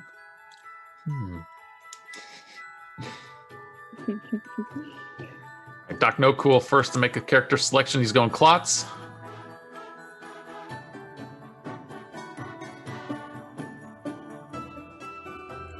For 4 and low skill pig. See what they get in return. Oh, it's pig. Yeah, I thought it was I just PLG realized. too. PLG. Yeah, he had used, just for pig. your guys' reference or listening, I saw his name written with a capital I, so I thought it was PLG. I was like, I wonder what that stands for. Oh well. But no, in game it's pig. Great. It's like when people create their names, they just really go in for the difficulty of pronouncing their name sometimes. This time it didn't, but we as the casters just assume that it's a difficult name. Yeah, just spelling letters instead of trying to pronounce the name. All right, waiting for a low skill to make his character selection. Let's see, Kenner. Yep, 404 has not played as Kenner. He's again. good. Trini, there we go. We're swapping heroes here. Wait, did Doc No Cool? Cobra must changed his hero. That was fine. Cobra Moss is last to select his hero. Oh, okay. Yeah, okay. This makes me very confused. Yeah, no problem. It's always one of the left two people will choose their character first, then both of the right two, then one of the left. Both of the right. Yeah.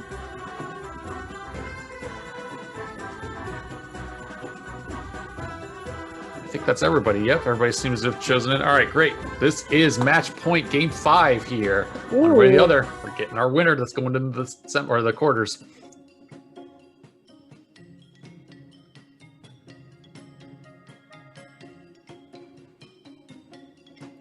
All about the rush. Yeah. Yeah. Players all elect to spend some units to go for those King of the Hill towers because they do produce so many units. Yeah. Cobra Moss holding everything down on the right side, getting frozen there early by low skill pig. Really nice. Takes him out. Cobra Moss has everything on the right. Oh, this is so exciting. 1v1 now. Everything. 404 not found versus Cobra Moss. Right versus left. Oh, but man, 404 is just... What are you holding on to those 30 units for, Cobra Moss? Do something with them. Oh, he gets frozen again. Frozen. Oh, yeah, he has 4 just now. 404, there's no way you can come back from that. No way you can come back from that. Oh, it's so frustrating. Oh, that was so evenly matched. But it was. Yeah, all about the forges. That's awesome. Well, congratulations, 404 not found and low skill pig. What is your guys' team name? Team Fun Team. Congratulations, you guys. You are moving on. Awesome. Big congrats to you guys both. You guys will be into the semifinals. We'll see you come up in a pairing later. But Dr. No Cool and Cobra Moss, congratulations again. You guys took them all the way to game 5. That was so close. It could have went either way. So that was really close. Big shout out to you both. Next round, the final round of our quarterfinals is going to be Team Spicy Mushroom Soup and Team Random Team, which is Spicy Mushroom Soup. We got Lucius and Franklin versus Random Team, which is Miha and player Doc 13. Excuse me while I write this down real quick. How is the riddle coming along, Joins? Good question. I know you already gave 2 of the hints. I have given 2 hints. Hint number 1, I'm an ability from a tribe that uses UFOs. The hero I belong to doesn't use any. So if they had... I did see what I think is the correct answer, but it might have been from somebody spamming answers early on. Okay. Now, I'm going to let you give the 3rd hint, and then Maybe we'll decide from there. hint. So it's an ability from a tribe that has UFOs. The hero doesn't use any UFOs. And the third hint is it's an unpleasant surprise from behind. So good. So good. So good. So good. That should give it away. Everybody. That should give it away. Sheedy's dying.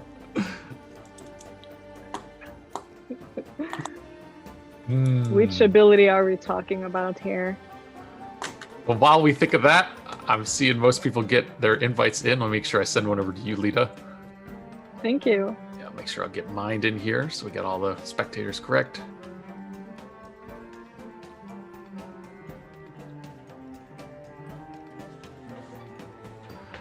Everybody seemed to love that one. Genie's laughing, Gunner's laughing, Hugo's laughing.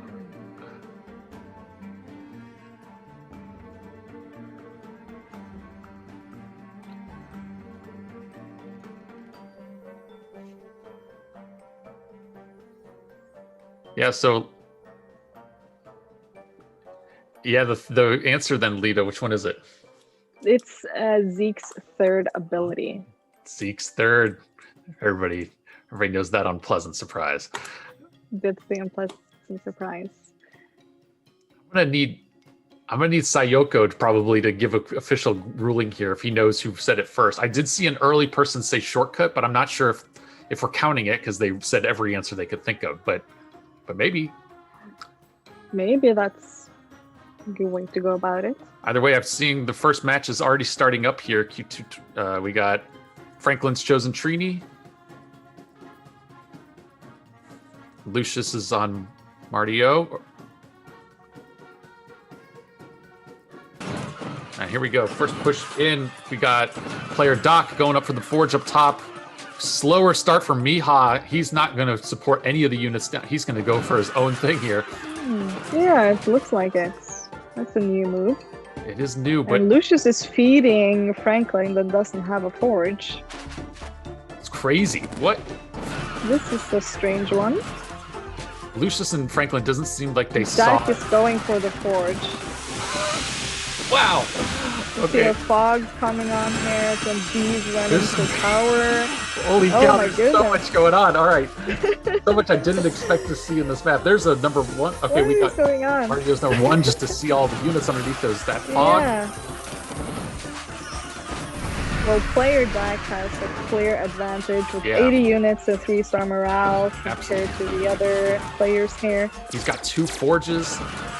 Two forges. All he has to do is just keep He's pushing down. helping out Miha, making sure he stays alive to help out.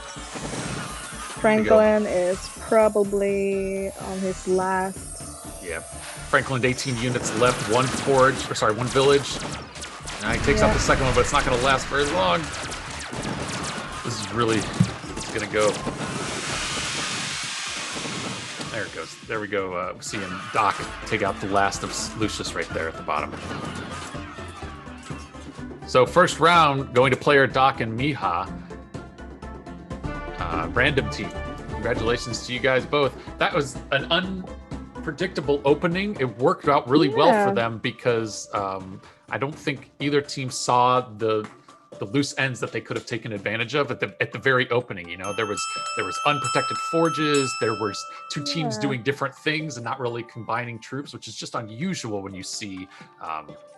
You know, like when we get to the second day of a cup for this, usually you see a much more coordinated effort of all units going to one area, then you have 100 or 80 units all making the forge push out and more of a coordinated attack rather than 2 separate teams doing 1v1 battles. You know what I mean?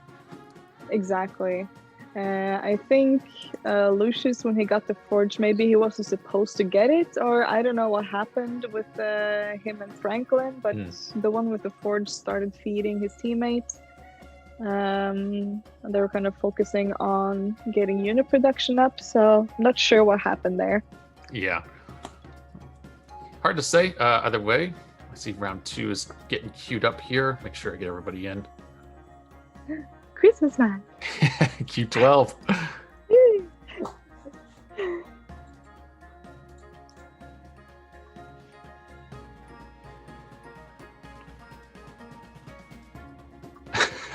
Gunner said, and I thought this was a family chat. After we said the unpleasant. It is. Well, it is. That's a family thing. That's a family-friendly phrase. Yeah. Yeah. Somebody comes up behind you and scares you. It's just Gunner's mind going all dirty places. Yeah, what the heck, Gunner? Get out of here. Gunner. Yeah. All right, first character selection. Looks like Franklin and Lucius there. Let's see, Lucius made the first selection, which was Klotz. Then we get Klotz and Stella for Mihad's player doc.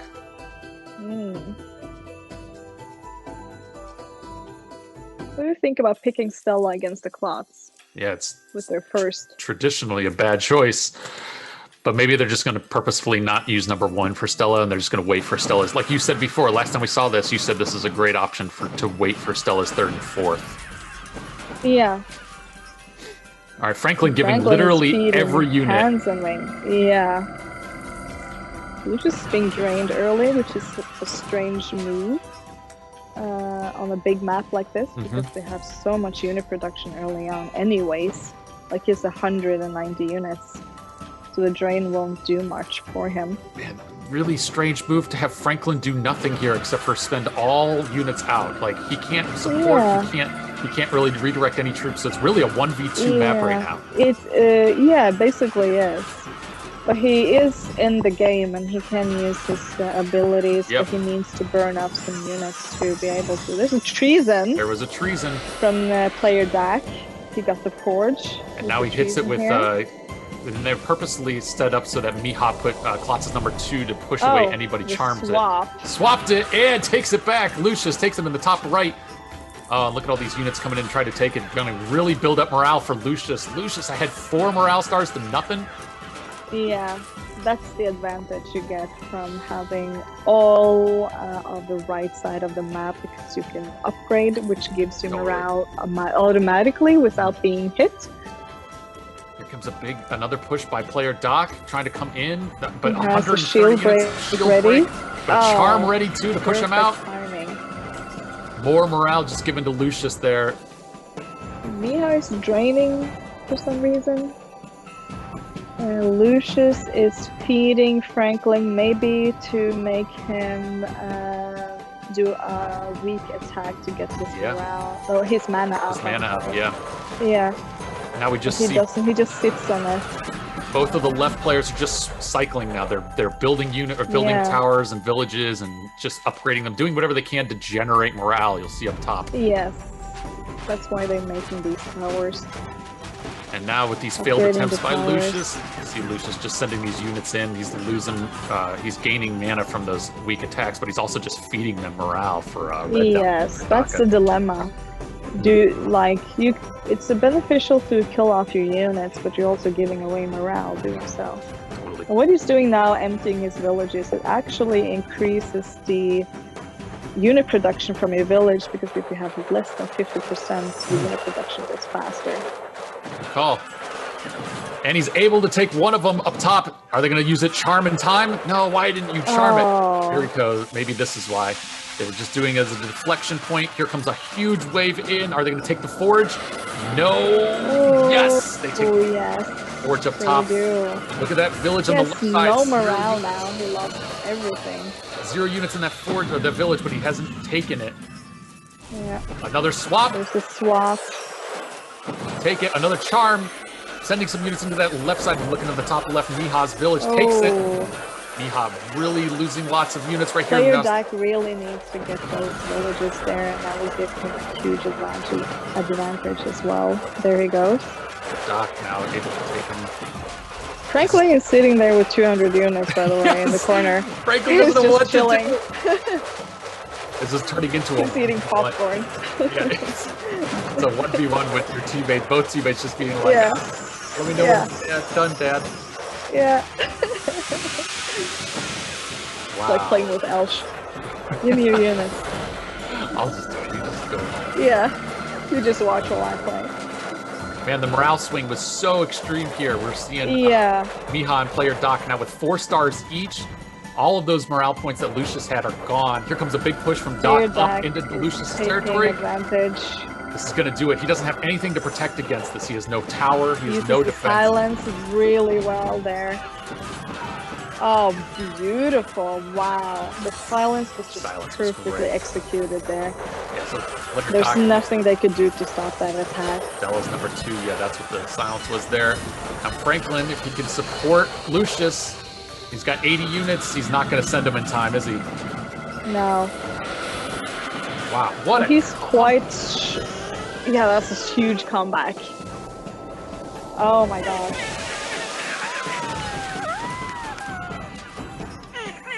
That's so good. Yeah, there we go. Player. That's so good. Lucius just called it. Yeah.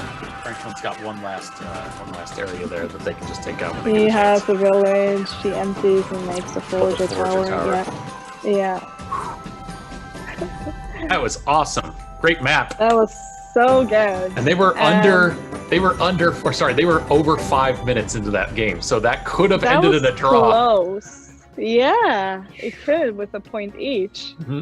I thought it was a really good example of how to use Stella's second, which I think a lot of players don't know how to use correctly. And Player Dak just did a really excellent example of how to use that to your advantage. Absolutely. And not just because a lot of players would use it to defend when they see people like rushing over and seeing, oh, the nuke is coming from Kennar with his 4, so I'll silence it. But he'll have his nuke after the silent passes, so it's just a temporarily, it's prolonging the inevitable. A little bit, prolonging the inevitable. But here you see Player Dak using it as an attack strategy, making sure they can't defend. And why they can't defend, he captures 3 villages, gets his morale up, extra unit production, and that was game. I couldn't have said it better, honestly. The thing that I think most people forget, and Stella's so equipped to do that because of the silence move. Most teams, when you get into a stalemate like that, it's this like, who's going to make the first move? What are you going to do? But when you have Stella's second, you can afford to take that risk where you're like, all right, hey teammate, I'm going to drop number 2. I'm going to make the attack. You can still use your skills to support me when I push in, but then the other team is just at such a disadvantage. And unfortunately, Lucius just didn't have any defense built in time. So, as opposed to he had used his abilities too, and his teammate, he was just sitting there with 1 village, not producing any mana. Yeah. So he was just kind of stuck in the corner there. It's a good strat if it's an early, like if you can finish off before the 3-minute mark.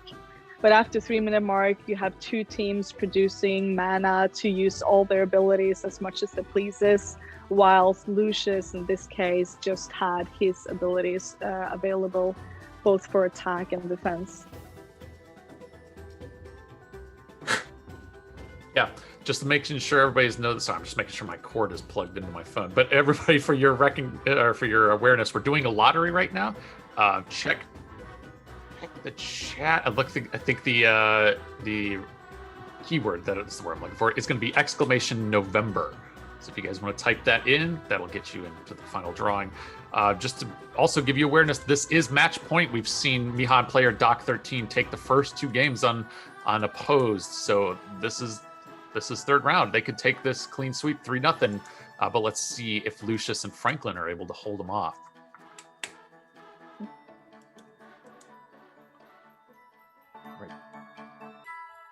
Miha choosing, we're seeing Pixel and Kenner from Miha and Doc. And we're seeing Moro and Kenner for Lucius and Franklin.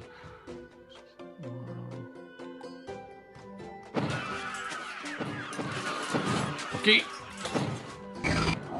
Franklin and Lucius is doing the same strat as on the previous map where Franklin is giving away all his units to Lucius. Giving it everything. Yeah. So he has the advantage. Units. He doesn't have the units, but he has the forge advantage. Wow, Moro's number 1. First.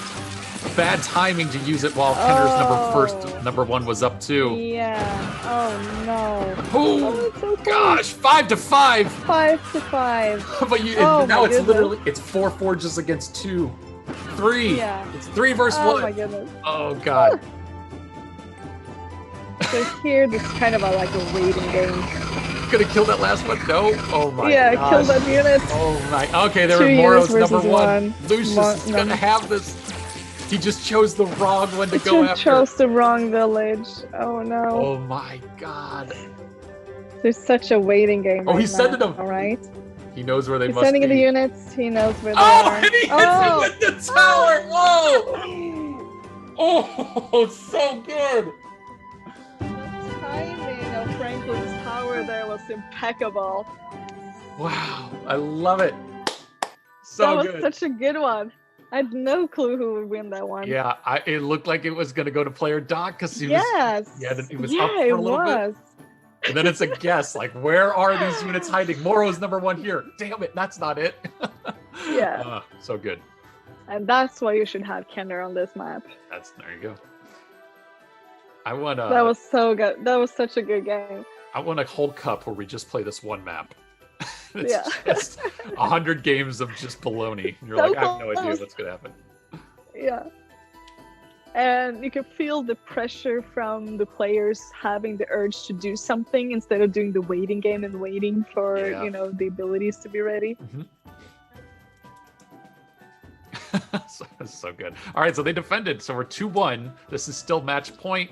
Mihan and player Doc can still take this, but Lucius and Franklin, if they have another strong showing, they'll take this. They'll force a game 5. This will be the first map that Miha and Doc have chosen today, though, because they haven't lost a round yet. So curious to see what they will choose. Interesting. While we wait, I think it's time for our 4th riddle. Do it. 4th riddle. Are we ready, guys? I don't know if system's ready, but we'll figure it out. You could also. Riddle. Yeah. Don't save it. Go for it. Do it. Okay, sorry. Do you want me to save it? No, I don't. Oh. Do it. Let's hear it. All right. Riddle number 4. Hint number 1. I'm probably the most loved and hated. Probably the most loved and hated. Okay, that could be. This is interesting because it's not like I'm the leader of a tribe or I'm the blah blah blah. This, this could be any. This could be more than. Yeah. Does it have to be a hero? Is it a hero? I don't think it has to be a hero. Could be though. Maybe everybody's gonna be like, it's definitely Pahom. Everybody hates Pahom, or maybe it's definitely Chia. Yeah. Oh yeah, look. Rob T's already saying Sato, Rudo, Ankh, Chia. Yeah, everybody thinks it's players. So yeah. Yeah. But you're saying it could not be a player. It could be a hero, right? It could be something else, right? The most hated. Yeah, it's the answer can be many. Varys. Stefan says Varys. Nobody hates Varys, so of course nobody hates Varys. Everybody loves Varys. What are you talking about? It's not relatable at all. Awesome. Oh, there we go. I guess you guys will have to hang on to that because we're going into Q3. This is round 4. Let's see what all the character choices are here. Rob T says Gunner. Map D12. Actually, Gunner would be a really good answer.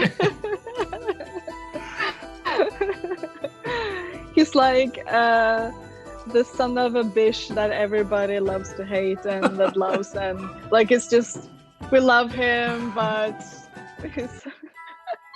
oh yeah, totally. They're remaking this map just so everybody's awareness. They didn't make it King of the Hill, so they're gonna remake.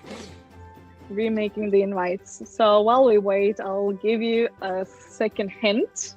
So the first hint of the riddle was, I'm probably the most loved and hated. So the second hint is, it's because I'm legendary.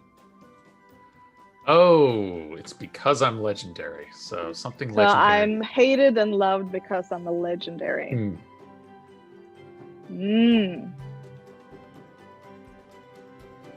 Mushroom Wars thing that is hated and legendary. Okay, so it's not loved. And loved. Okay, hated and loved. And loved. Yeah. So it could be I love it. Gunnar said it's Tormaz. Hated and loved. So true. He's legendary. Yeah. That might be it. He's legendary. It's true story.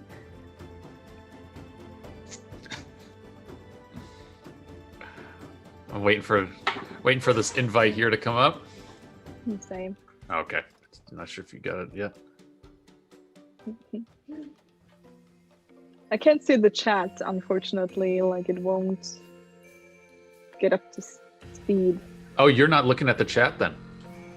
I can't because I don't know. It won't. I keep refreshing the web page, but Gotcha. the chat disappears when I refresh. Yeah, it took me a while to get it to work on my side too. I can keep you informed here on what everybody's saying. If everybody's still a bit confused, what am I talking about? So I'm both loved and hated, and it's because I'm a legendary. I think Neptune got it. Neptune Gravity. Oh, really? Hold on a second. Already? I'm just gonna see. Neptune Gravity said image of submission, but it was on YouTube. Ah. I think that's fine that it's on YouTube, not Twitch. It is correct. That is correct. Neptune Gravity is spot on, and he even put the correct name of the artifact. We were referring to an artifact here, a legendary artifact. And Neptune knows that this is a very much loved. It's Klotz's first ability, a legendary gold artifact that makes you drain twice as much, twice as fast. The people who has it loves using it any way they can, and the opponents just hate it. So Stop true. spamming, damn it. Yeah. We're getting the player selection for round 4 here. Trini and Stella for both. Oh no, sorry. Chia was chosen at the last second there by Lucius. I did not see that. Stella and Trini for player Doc and Miha. Let's see what they open up with. Everybody going for their middle or for their own bases first. Nobody's pushing outside, which is funny because this is on King of the Hill, so there's no center tower. Pushing out in the middle early is not as risky. He's skipping the forge altogether here. Now he's going for the center, which is interesting. I think he just realized he needed 23 units to get a forge. Wow, Ooh. player Doc easily takes it. Yeah. Pushes his own units in, but loses it because Franklin had enough units coming in. Pushing it in. Takes the forge back, and then he takes the set back. Nice. Wow. Franklin takes it back. It's not gonna be enough. Oh, Here comes Lucius does not sit and wait. Yeah, He Lucius just goes for knows. it. He's got to do something to respond. Yeah. He takes out player Doc's main base. Wow. Oh yeah. Freezes the forge, so he doesn't have any defense. There he comes in with another wave. The forge there.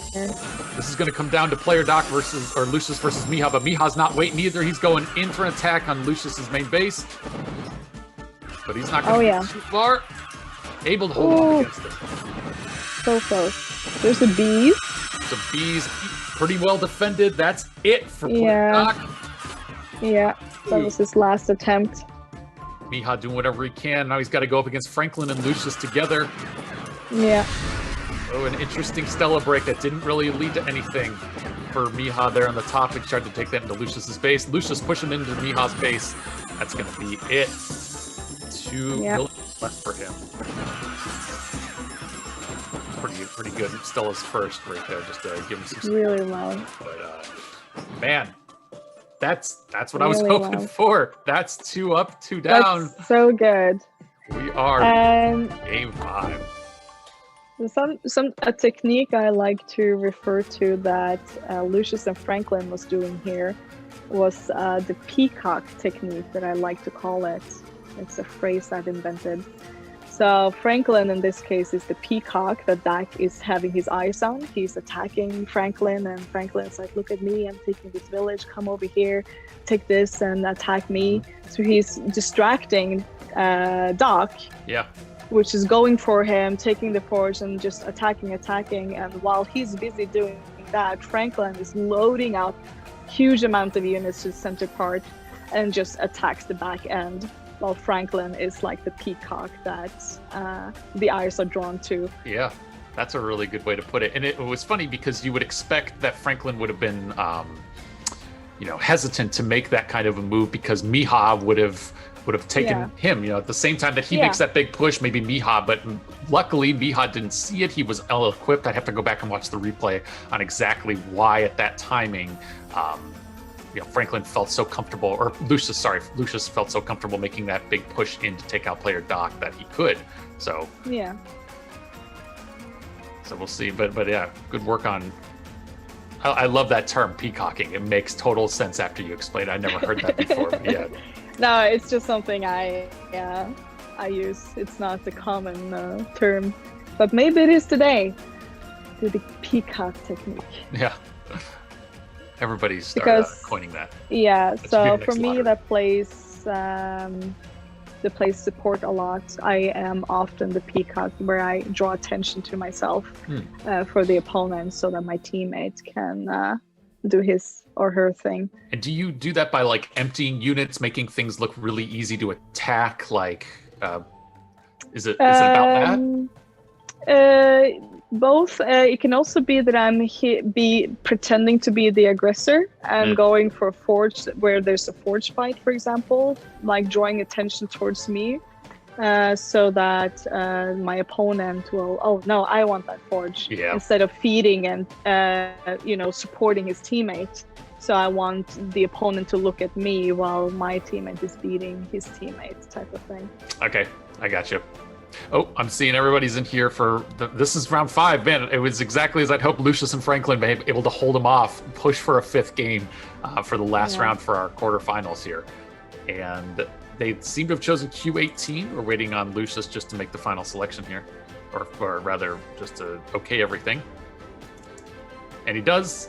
So we are moving in. They're going to make King of the Hill map as a reminder for everybody.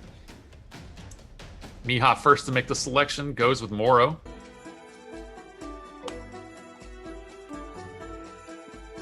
Man, I'm really impressed how the members are keeping to these new rules really well. Yeah. The order of the picking, like it's difficult to organize when there's so many people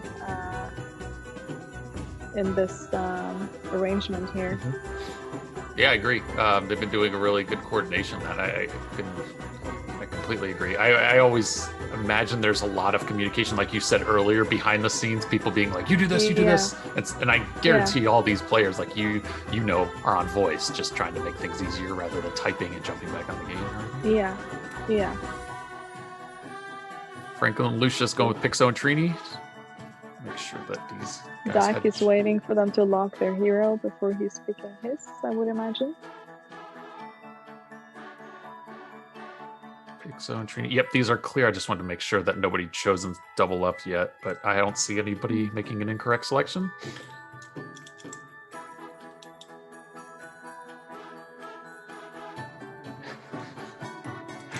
Looking at the chat, everybody giving Gunner crap because he's not keeping it family friendly. Oh, and Steffenson's giving you some credit there, Lita, saying you're doing better and better streaming. Oh, wow. Thank you.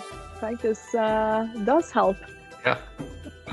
I mean, do you feel as nervous now, or do you feel comfortable now? How do you feel? I feel a lot better now. It's just always before the stream, like I was telling you before we started, like I'm sweating and nervous and shaking, and just I don't know if I'll ever get used to being on stream. Yeah, it always feels like a much bigger deal than it is. Then once you sit down, you're like, oh, okay, I'm just talking with people I always talk to. Yeah, I'm hanging out with friends. Like I'm seeing the chat. I know majority of all the people here cheering on. There's just always positivity in this community. I feel like everybody's just cheering on. There's no, what's it called? The ones that's trolls. Yeah, no trolls, right? There's no trolls or no negativity. It's just positivity and joking around and just having a good time. And yeah, that's I love that. Always what I love about this community. Yeah, me too. Finally, player Doc making the selection. Yeah, puts some plots at the 11th hour.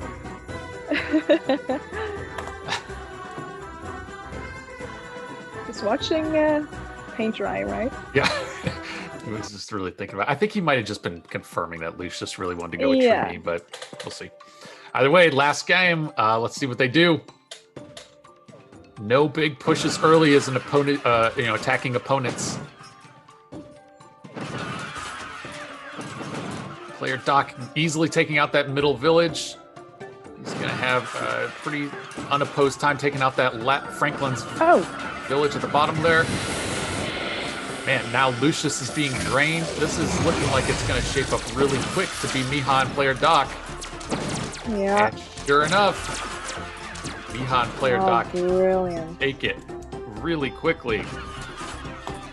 That's clearly an area they just had a little bit more time to practice that. Maybe that was the hesitation there. Maybe Franklin and Lucius were behind the scenes being like, I don't know this map. What do you think we should do? Should I go with tree? Maybe that's what that was. But weren't they the one who picked the map? No, they won the last game. Oh, okay. Yeah, so they weren't sure about their strat. Maybe they were discussing a little bit how to go about it. Yeah, because usually when you're practicing for a tournament, you practice the maps that you would pick yourself, and you don't practice like all of the 2v2 maps that are existing. Like it's just too much time and too much work to try to figure out a good opener for every single map. Totally. So you just narrow down to the ones that you would pick if you lose, and the opener map, of course. Gotcha. Yeah, but well, obviously, Miha and player Doc, Dak, player Dak 13, congratulations to you guys. You are moving on to the semifinals. You win that round against Team Spicy Mushroom Soup. So that means random team's going to progress further. And that's the last of our quarterfinal matches. We're going to have more, obviously, but the semifinal matches coming up. The final 4 teams all competing to see who's going to make it to the final 4 or final 2 spots. But before we go into that, I think we're going to take a break and show you guys some news updates. So we'll be back here soon. You should hang on. We'll see you soon.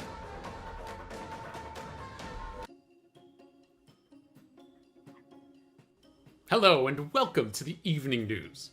I'm Chet Portobello, and I, of course, bring the latest from around the mushroom world to you.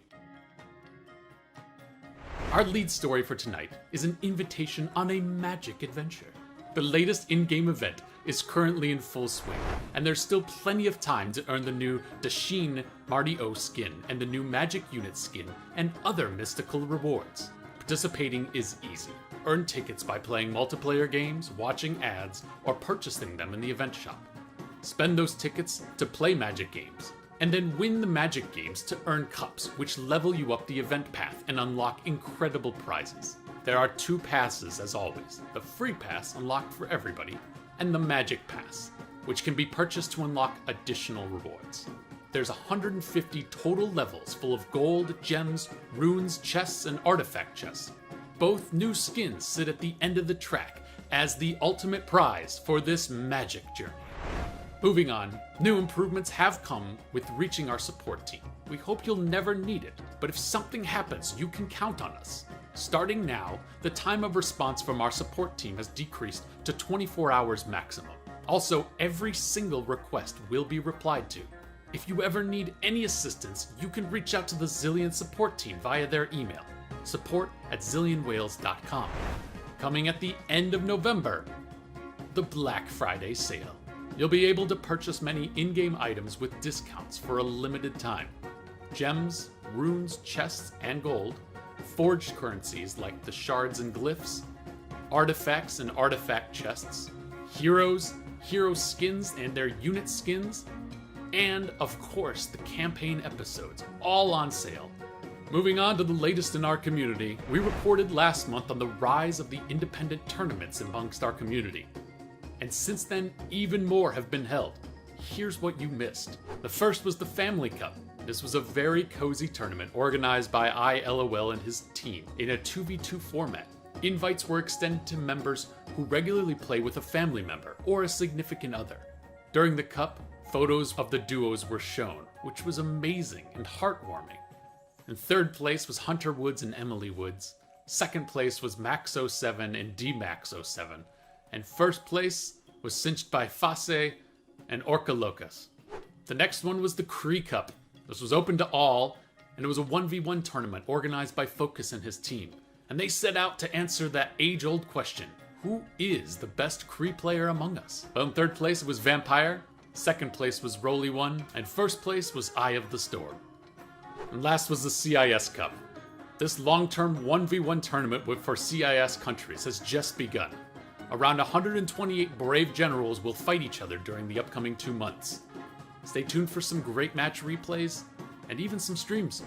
Finally tonight, a reminder. During the whole 2020 Global Cup season, hundreds of Mushroom Generals competed to earn as many Cup points as they could. Well, the season's end is here, and with it, those with the most number of points will be invited to participate in the final 1v1 and 2v2 Cup. And they're not just competing for glory. This time, there's $1,500 in total prize funds. We'll be revealing the names of all of the participants this month. For now, though, you should reserve the 5th and the 6th of December, because we'll be doing 2 stream days in a row. Follow us on the social channels, join Discord to never miss any of our news. But as always, I'm Chet Portobello, wishing you the best of luck out on the battlefield, Generals. Good night.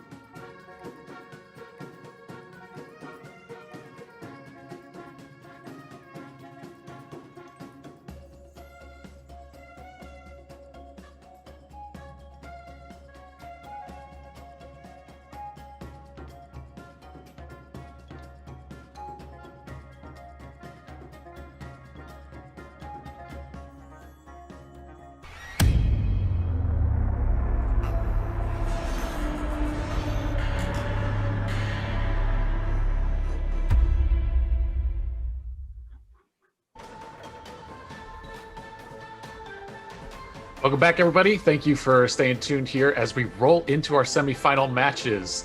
This is going to be the last 4 teams competing to see who goes on to the onto the final matches today.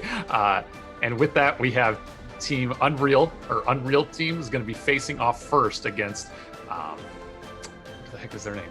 Tasteful Hot Dog? Yeah, Tasteful Hot Dog. So Unreal, Tasteful Hot Dog matchup.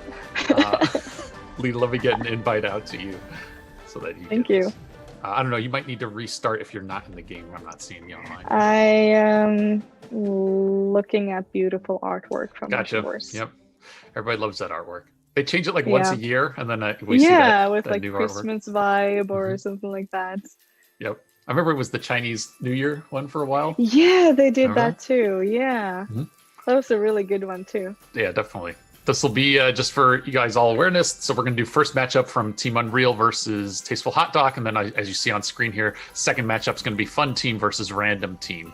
I got to say, if you just see that bracket, you can see 3 of the 4 matchings during the quarterfinals today went to 5 games, which is crazy. We see 1 or 2 up front. We see the semifinals usually go to 5 games because they get real hyped. And if we're lucky, the final game goes to 5 games too, or maybe more if we do a special tournament or something. But pretty awesome to see that we've seen 14. We've seen 19 games so far.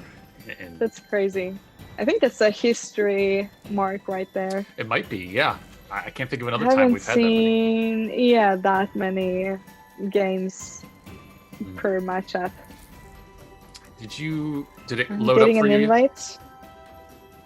Perfect. Oh, I have 20 of them. That's really impressive. Everybody's like, where's Lita? Where's Lita? Where's Lita?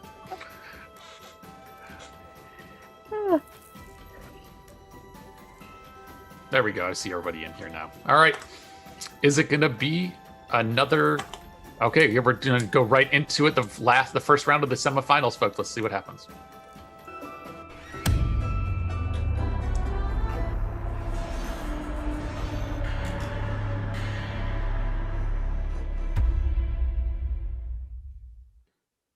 All right, Vampire is going with Chia. Looks like we're going to see more Trini Chias, but there it is. Steffson choosing Kenner.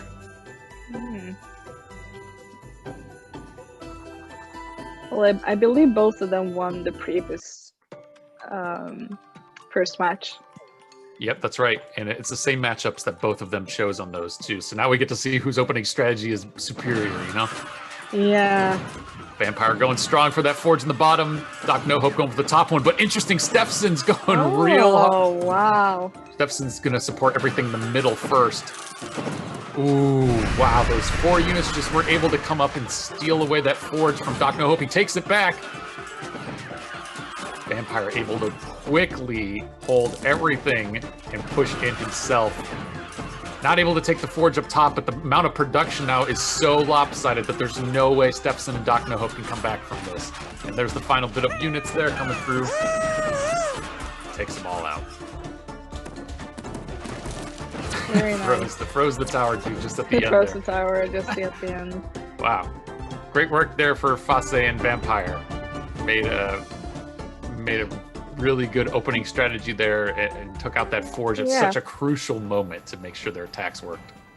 Yeah. Actually, when I think about it, I do believe they lost the first one in the first round earlier because Fase was feeding a lot and making himself vulnerable. And yep, you're right. Yeah, Fase and Vampire, they did lose lost the first round. Mm-hmm. Yeah, so this one they did win. Where they've been tweaking their strategy a little bit. Yeah, maybe in the downtime they were able to practice a couple times or something. Yeah, just discussing a little bit what did we do wrong and how can we alter to make it to our advantage. All right, so but either way, I mean, Steffson and Doc No Hope did have a really impressive run previously with the Kenner strategy. I just think that all of that came down to losing that forge right at the same moment that Doc No Hope was pushing that huge attack in for Vampire's forge. And when he lost it at that exact same moment, all of a sudden your attack power is so diminished.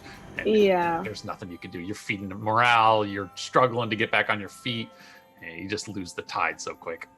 Yeah. Yeah, it's all about those very first moment of the match. If you do one misclick, then it's almost over. Yep. Like there's moments where you can do a comeback, but usually, like the moment, like I was saying before, if you have two forges at that moment when you're being attacked, that's when you get the advantage. So it's all about being the first.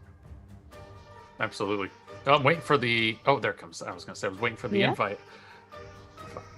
Seeing Stefson come mine. up with it. Cool. Make sure to invite a couple other folks here.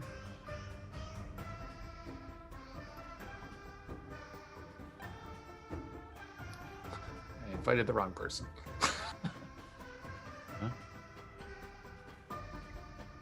I'm seeing Q1 here, but I'm not sure if this is the one there. Yeah, it looks like this is the map.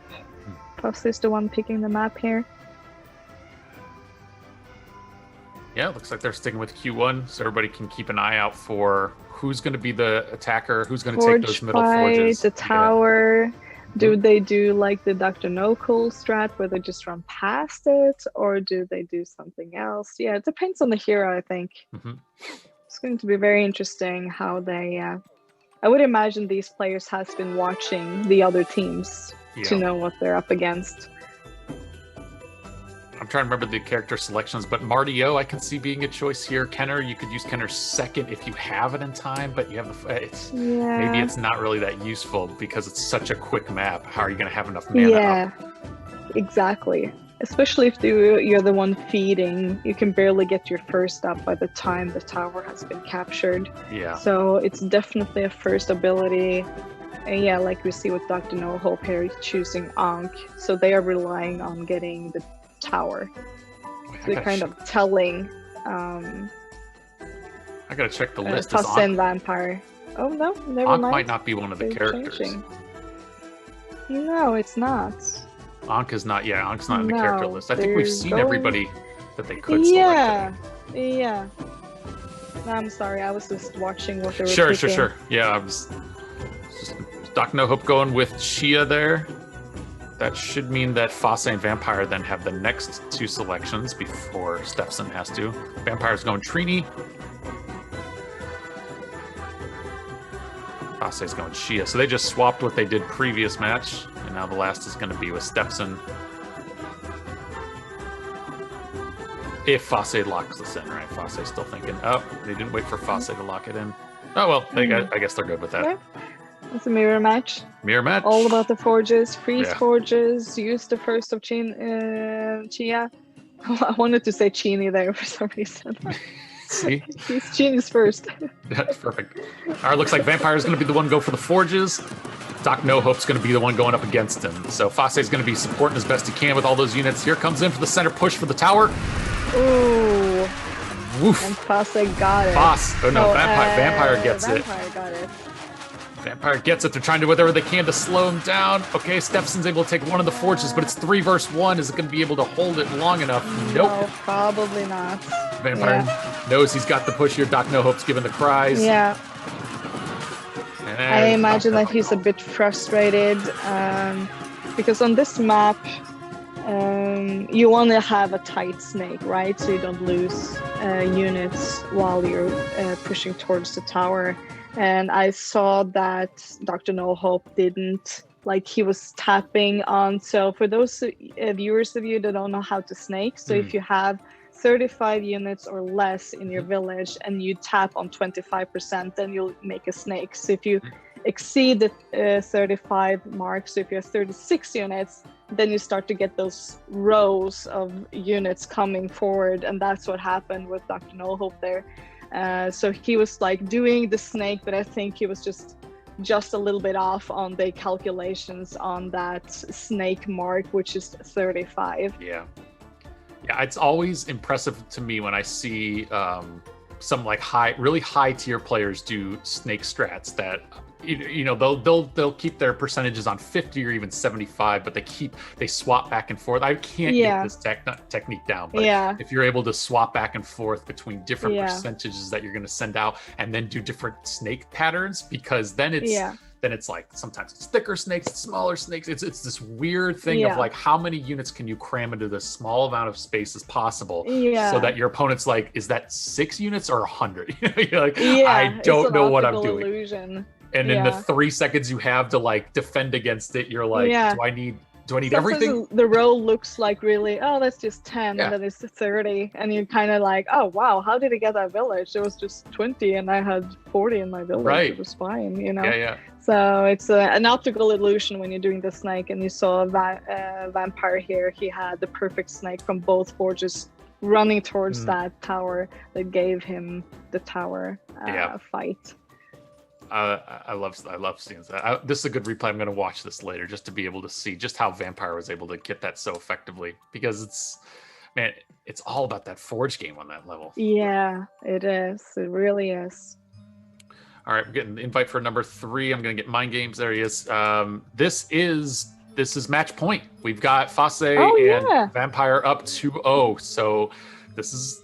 I love Q12. We're seeing that's what they're queuing up right now. Hopefully they stick with it. I love it. It could be a quick one, but usually this is a little bit. Yeah, this is a big map, the Christmas map for the viewers who don't know the numbers of the map.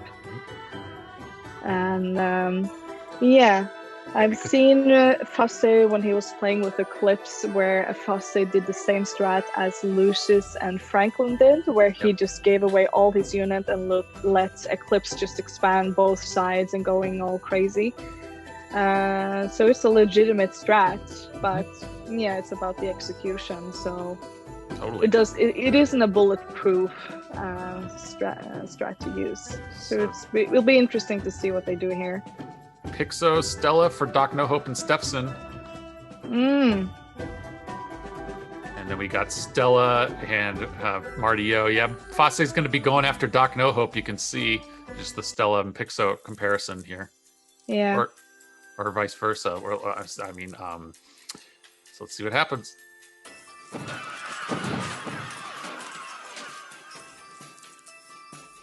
Fascinating left. This is on King of the Hill mode, so we have those King of the Hill towers that are just providing so much extra production. Counting the clock.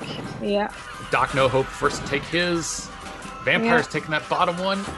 Gets it.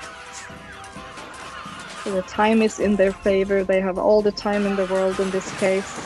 Wow! Vampire already had his 4th available, able to thwart such a huge moment with that force field up top. Look at his unit production now. It's over 100 unit count. You are going to have a hard time to recover from that. Look at how much. Yeah. But Dr. No Hope and Stefson has both their 4th up at this point. Here comes a gravity. Vampire's doing a push. Nope. What happened? No, it's the silence. He got blocked. He got silenced. Yes. Able to hold off Really against nice. for that top Just one. holding up. Gets it back. Just enough. Wow, that was fantastic silence by Fosse. But they didn't even need it. It didn't thwart him that much. All that morale is going to Stefson right here. They drop a Martio's cloud, a fog to cover everything. Fog Ward, they pull out both of them at the 4s. Nice force. A little bit of coordination. Both of them used both their 4s. Might not have been necessary. So now it's about building up their mana on both sides. He has an extra unit production now, Dr. No Hope, thanks to Stefson's treason. Yeah. So this would be a moment for Dr. No Hope to do a push here. He doesn't have the morale to do so. That's the kind of the... So Stefson is the one with the morale. He is the one that needs the units to do a push. Or do a counter-attack at least. Yep. Now we're seeing a little bit similar I think strategy. he's getting ready for the shield break. He was doing a weak attack against Vampire. Here it comes. Push from Vampire. That's, like you said. Yeah. Oh, there, it's a second. Shield break. It's not a shield break. They did the silence. No, they did the silence. They got silenced on the other side. Sad. There's a treason, but it's not effective. Yeah. With both treasons.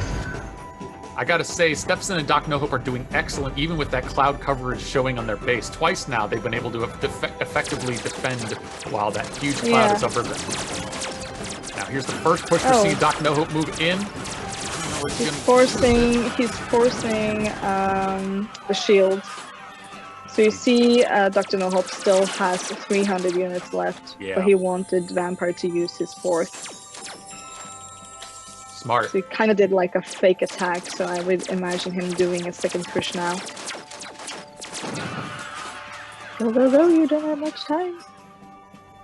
Yeah, this is... Oh, it's such And an Vampires- interesting move to wait. Okay, Fase's going in for Yeah. another attack. Here comes the clouds, probably. Whoa, gets hit up top. Ooh! Very nice. Excellent units to Come back pull to it. no help. Oh my Takes- goodness. Wow, takes out that back village of Fase's there. Really well done. Oh, Able oh, to and the quickly turn forest into a tower. keeps sticking in the Reinforcement. hill. Oh, the timer is in Dr. No Hope and Steph's favor right now. The Absolutely, countdown. yeah. Yep. Vampire and Fase doing whatever they can to take that that tower away. Gets it. Dr. No Hope does another push again. Gonna build it into a village. Silence Or and another. Fase. Oh, Takes nice. that. All right. He takes it, gets nose boost to leave the tower, but he has so many units in there. Oh boy, Vampire this doing is... another attack.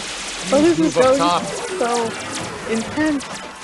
They're doing Pixos number 3 so well to kill all these units, but Yeah. that was a big move. Fase able to take over both of those towers up top, or sorry, both the tower and the King of the Hill Tower, the village.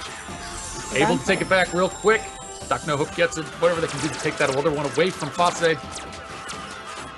Vampire. Excuse me, Vampire. Yeah, sorry. Excuse me, Vampire. Sorry. Yeah, no, thank you.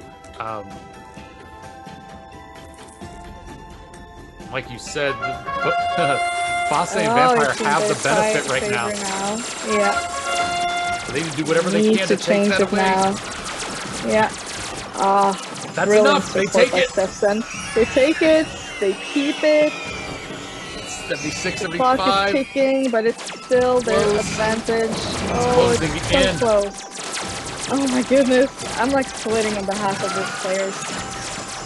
40, 54. Oh my gosh.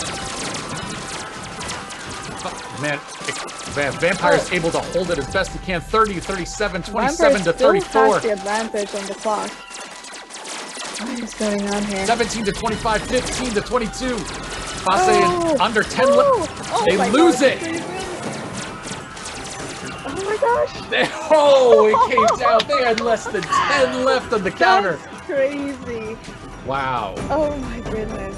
That was on the second. You saw all three players, like the countdown going from 5 to 0 at the same time.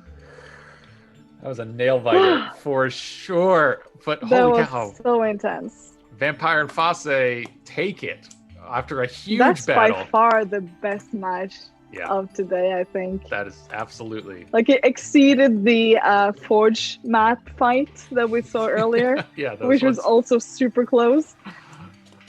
Oh man, I love that.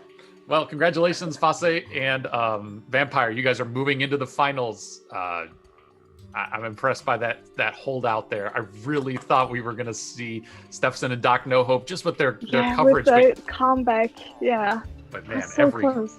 every second counts. So good. But yeah, we are moving into the second semifinal matches, and this is going to be against.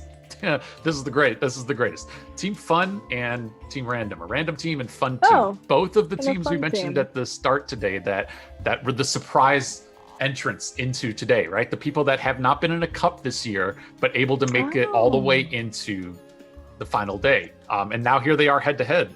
This is just for a reminder. This is 404. 404. What's this? The full name? 404. Not found. 404 not found. And then Low Skill Pig, and then Miha and Doc 13. So I'm specifically, these are two teams that I was expecting a lot from, and I love that they're head to head right now. And which one of them we're going to see is going to be able to move it into the final and take on Fase and Vampire. If I had to guess, just based off of the first round, I would say 404 and Low Skill are probably the ones I'm favoring right now. But I'm curious if you have any thoughts on the matter. Well, I think the brilliant moment was when Vampire used his fourth to prolong the capturing of the King of the Hill in the very beginning. He got his fourth up really quickly, and that was those few seconds that they needed at the end of the match. Like that was their advantage. So they Yeah. had the time in their favor. And when they were doing the attacks, because they didn't need to, they could just sit and wait for the time, to run out. But they wanted to keep Dr. No Hope and Miha and Player Duck on. No, sorry. so Dr. No Hope and his teammates, Stefson, to keep them on their toes at all times, so they wouldn't get those King of the Hills. Like, they were attacking, and they would just run back and forth, defending, losing a village, coming back. Like, they just didn't have time to breathe, recollect, and reproduce the unit production so they could do that comeback. Yeah. Gotcha. We're going into the first match of our last semifinal game. Let's see what happens.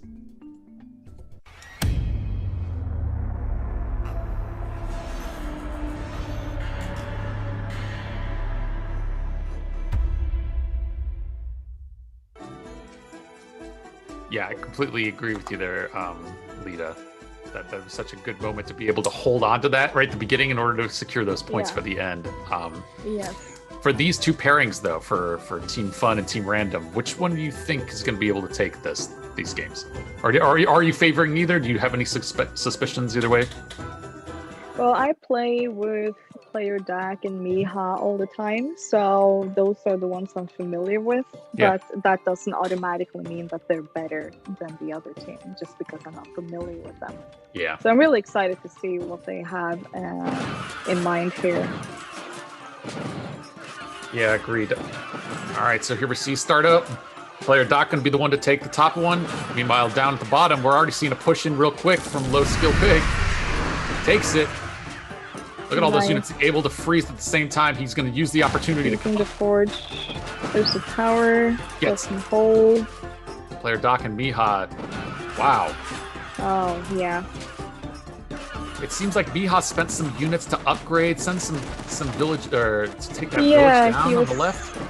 So if you see 4-4 doing the Peacock, the green player here, doing the Peacock against the Miha, distracting him from fighting for that middle village between the two towers. Yeah. So 4-4 is keeping Miha distracted. And he did get the village, but at the same time, he can't, as you said now. Yep. Almost able to defend against that, but it's the inevitable. 9 units left against everybody. Yeah. Whew. Yeah, so this low-skilled player seemed to be very skilled, I must say. Yeah, as for somebody that's called low-skilled, I'm seeing some surprising high-skill value out of them. High-skilled player, yeah. Maybe, because he's low-skilled pig, maybe as far as, of all the pigs out there that play Mushroom Wars, he's the lowest skilled, maybe. Oh yeah. Because but pigs would be the highest one. Yeah, pigs are known for finding truffles. I'm reading into this really far. I'm gonna go down this train of thought. Maybe there's somebody else out there that's really good. But anyways, but congrats to them. They're going on 1-0. Next map will be chosen by Team Random here. I believe we're getting ready for another giveaway in chat though. So thanks to Chini being give me something. #! Give me something. So the next one's going to be, looks like it's going to be ! Semifinals. So if you guys wait for that lottery to pop up, and then after we do that lottery, I think I have another riddle for you guys too. But I'll wait for the lottery to go in first. I'm just reading the chat here. Oh yeah. So much love from Cheeseburger to me here. Cheeseburger, I love you. We have a long past together, going through a bunch of stuff, and yeah, it's so great to see you here, hanging out with us. Nice. Gaia, always around.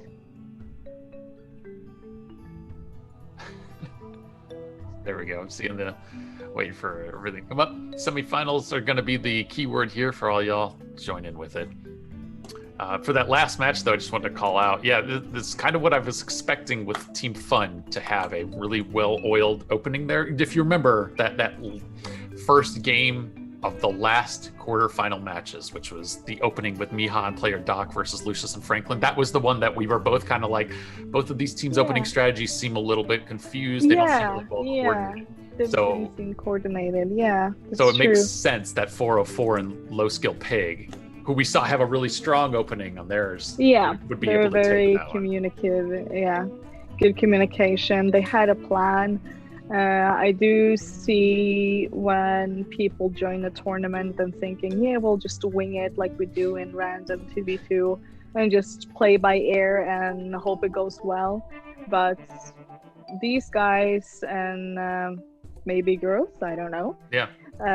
These people or players, they do have been practicing and planned way ahead and knowing exactly what they wanted to do before anything started. They knew what hero they wanted to play. They knew who's getting the forge, who's taking lead, who is feeding. Yeah. And so, yeah, when you're joining a tournament, it's all about strategy and planning, but also, of course, about reaction time and how good you are with unit management and so forth.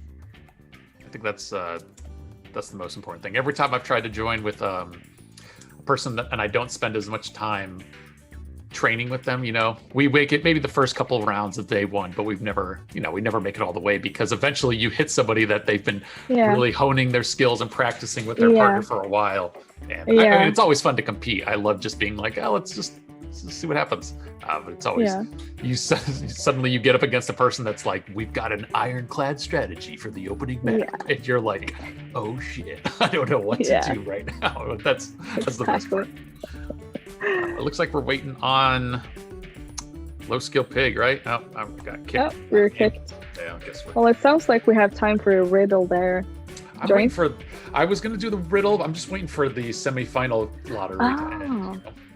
Okay. I'll give everybody. I don't want to give 2 giveaways at a second. Hey, Mysterious, you saying you win this one? I can't remember who won the first. Did you remember who's won so far? Chini's won one. Guy has won one. I missed who won the third and the fourth. Oh, it's Lol. Okay, yeah, Lol ICU, Lol Q was number 3, and Neptune Gravity was 4. I gotcha, thanks. All right, so all you can still win the lottery if you haven't won it already. It's up to you. Okay, Sayoko says he's rolling in a second here. He's just giving everybody, if you haven't joined, get your message in chat, ! Semifinals.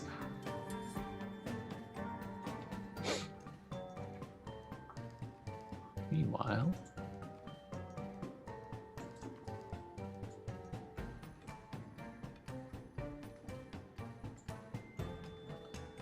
all right. There we go. I'm seeing finally the invite come in here for round number 2.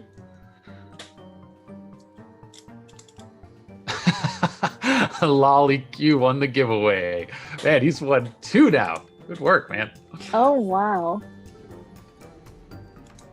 I think it's so much fun with the giveaways in the chats when I'm the viewer. I don't know. I'll never forget the time that I was casting and I won the giveaway for Hoodie for Joints, and everybody was like, rigged. And I was like, you won a hoodie? No. The keyword was Hoodie for Joints. Okay, yeah. And I won like 100 gems, All right, Q3 is what looking like for 2. I thought I saw them hovering over a different option earlier, but it looks like they're going with Q3. Oh, Sayoko's saying he rolled a second person but didn't show it, so he's going to announce that soon. Miha and Doc will have the first player to selection. Let's see who one of them chooses. Then the player selection will go over to 404 and Low Skill. Okay, so Miha's choosing Stella. Let's see if he locks that in.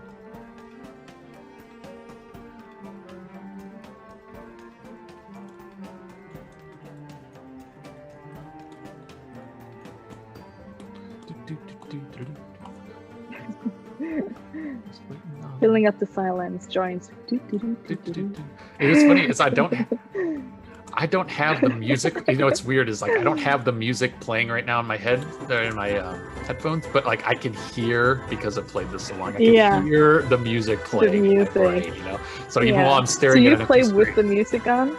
Sometimes, yeah. Or I mute it when I can, but sometimes I have it on.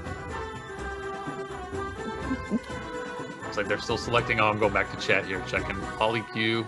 Yeah, Lolly Q laughing that he won one and then won that one. Yeah.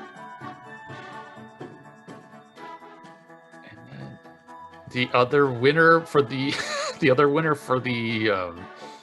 do you call it? The lottery was 4165215. Maybe that's their phone number. I don't know. Whoever you are, congratulations. Yeah, better call them out, see who they are. Okay, there we go. I'm seeing low skill pigs not waiting anymore. They chose Trini and Stella on their side. Now I guess it's just go and play player Doc, whatever they go with. Yep. Stella, Trini, both teams.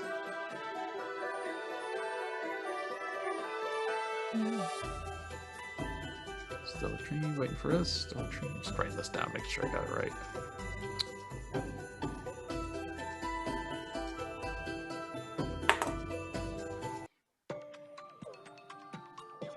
Okay, round 2. Yeah, right here on Q3. All right, here we go.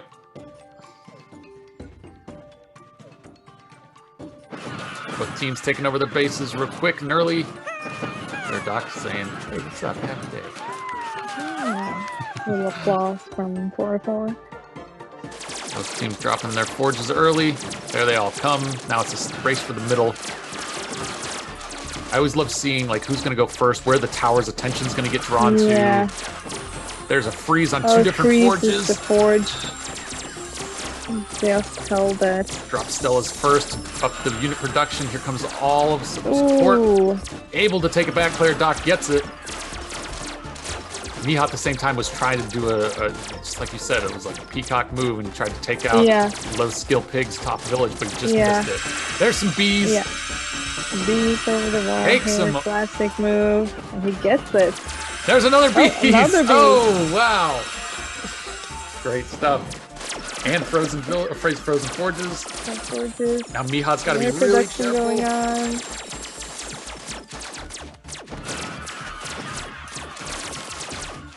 Wow, look at all of those units. Just easily able to take out Miha's middle village, but there's a break. Takes it. Yeah, nice. Gonna be able to take out this forge, and here's the support units coming in from the side. You're able to take out Miha's remaining villages. Oh no.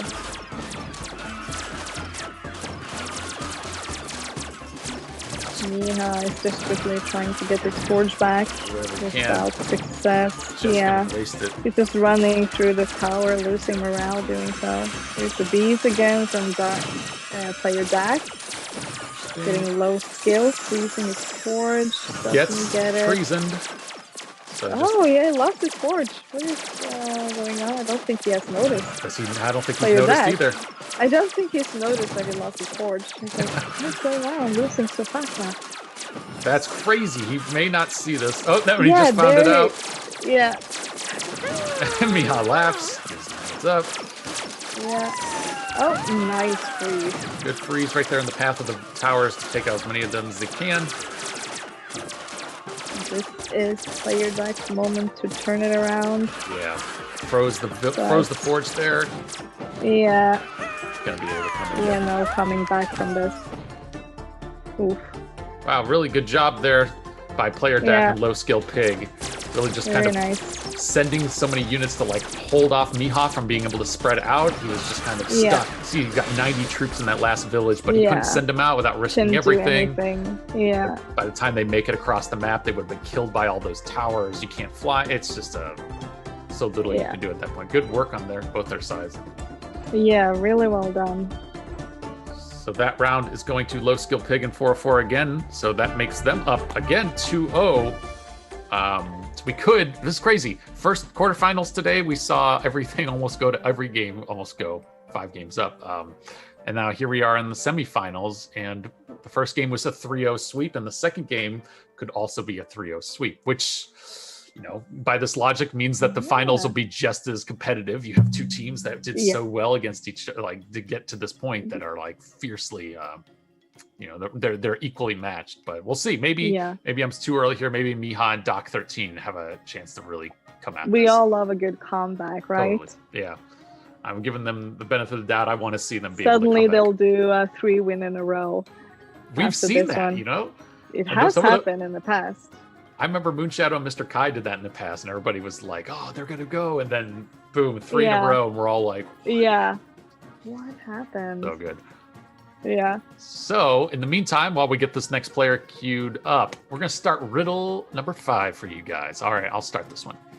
So, for you guys, riddle number 5, I'm going to give you the first hint, and the hint is I was repurposed into a weapon. Oh. So it wasn't a weapon before? Yeah, sounds like it. Oh. Chidi making fun of me. He said, watch out for the mic. Yeah, I was trying not to make reference to that, but I definitely smacked my mic when getting excited by my last statement. But yeah, this riddle's it. Repurposed into a weapon. This thing was repurposed. Oh, a thing, an item. See what it is. I'll give you guys next hint as we get a little further in here. I see everybody's queued up for the second game. Or sorry, for the third game. Yeah. Q18 is the one that's been picked. Stefson, what's repurposed? Repurposed means like you were used as a secondary. Like it wasn't this object's intended purpose, but it was reused as this other thing. Right? Yeah, I think they are sticking with Q18. Yeah, looks like it. So do you think we will see like the classic clocks, Moro, Trini? Yeah, I think What so. do you think? Trini's been used by 3 players so far. So if there is going to be a Trini, it's going to be used by Miha. Everybody else can't select them, but and it looks like Miha's going first with Klotz. So no Trinis here, no freezing of forges. I think we'll see Chias. I think we'll definitely see Chias. Yeah. Just to slow down unit progression and stuff, and that always seems to be a popular choice. Yeah. Seeing Moro. Maybe I'm wrong. No Chias yet. All right, Moro makes sense. We saw a really strong Moro earlier. Last name Kenner. All right, Miha going Klotz. Doc going Kenner. He locks it in, so that's what we're going with. 404 sticking with Klotz himself. Moro. Okay. So can they do it? Can 404 and low skill sweep this match? I'm excited. Difficult. Who's going to go straight for the other team? Who's going to stay put? Is anybody going to make... Yep, there Everybody it is. gets their each forge. Low skill going for the back. Man, player Doc going for that center village instead. Yeah, they're expanding, focusing on expanding, getting the unit production up because they know they will be drained shortly. Lots drains him right there. Here comes Kenner's first. Power. Yeah. Can he use those units effectively? He sends them backwards instead of forwards. Very nice. Really good defense by your Dyke, but he doesn't have the forges to defend that push to the center. Oh my god! Could have had it at the bottom, but he lost that village. The 404 has a good advantage right now. Miha able to hold on. I really didn't think that was going to happen. Yeah, he's holding on really well. It just lost that forge. Bottom right. All he has to do is take it with 0. Doc goes in, brings some units to defend against it, takes it. 404 able to build up. 404 is in a really good position. To go for the forge. Need to get draining here. Man, that tower was so ineffectively timed. Somebody did a drain on... Oh, wow. Actually, that was really smart. They did a drain on that bottom village, but he turned it into a tower so it didn't produce any units. Yeah, so that's a good stat. So half those units going for that back forge. Turning his attention towards the low skill pig instead of fighting against 404 that has the most. Wow, low skill pig just got his only field of production taken out. He's got 7 units left. He's going to be able to use them effectively. Wow, this is really well done by Miha and Doc. Close. Yeah. This is going to do it for skill. Timing for the tower is impeccable. Pig is out. There's more Moros. First one for a forge. It's just not going to be enough to take it. There's all these units going for this bottom left forge. Takes it away from 404. Going to lose the top one too. And that's going to be a hard comeback for 404. He's not going to be able to make it effective. That's so good. Oh my goodness. Really, really well done. That's how you do a comeback, man. Holy cow. That's how you, oh, that was so well done. So you could see player Dak and Miha focusing on getting unit production. So we're both expanding towards the neutral between them and the one neutral that's between them and their opponent. So because if you don't, then you're stuck with the one village that's the only one that produces units, because you're stuck with that village on the forge. And if you're being drained, you're stuck. You can't do anything. Yeah. So they had to expand to have enough villages. So if they're being drained or being attacked by Moros first, they would have still, other villages to rely on. Yeah. And I think that was a really good strat against the Klotz and the Moro. And that is to expand so you can afford to lose a village, so to speak. Good point. Yeah, it seemed like a interesting choice, something I wouldn't have thought would work out for for Miha and Doc at the beginning there, to waste those units to be spent on a village, right? I thought that would have been a little bit risky, but you're totally right. They have those extra villages to fall back on if they do lose their one and only, because they're focusing on something else. Good stuff. So we're going to go to the second hint here while we queue up for the next round. Second hint for that riddle. First hint, as a reminder, was I was repurposed into a weapon. Second hint, I'm pretty smashing. Oh. Pretty smashing. Ooh. Repurposed into a weapon. Let you guys ponder on that one while we queue up for round 4. Round 4, of course, again, we're still match point. This still could go to 4-4 and low skill.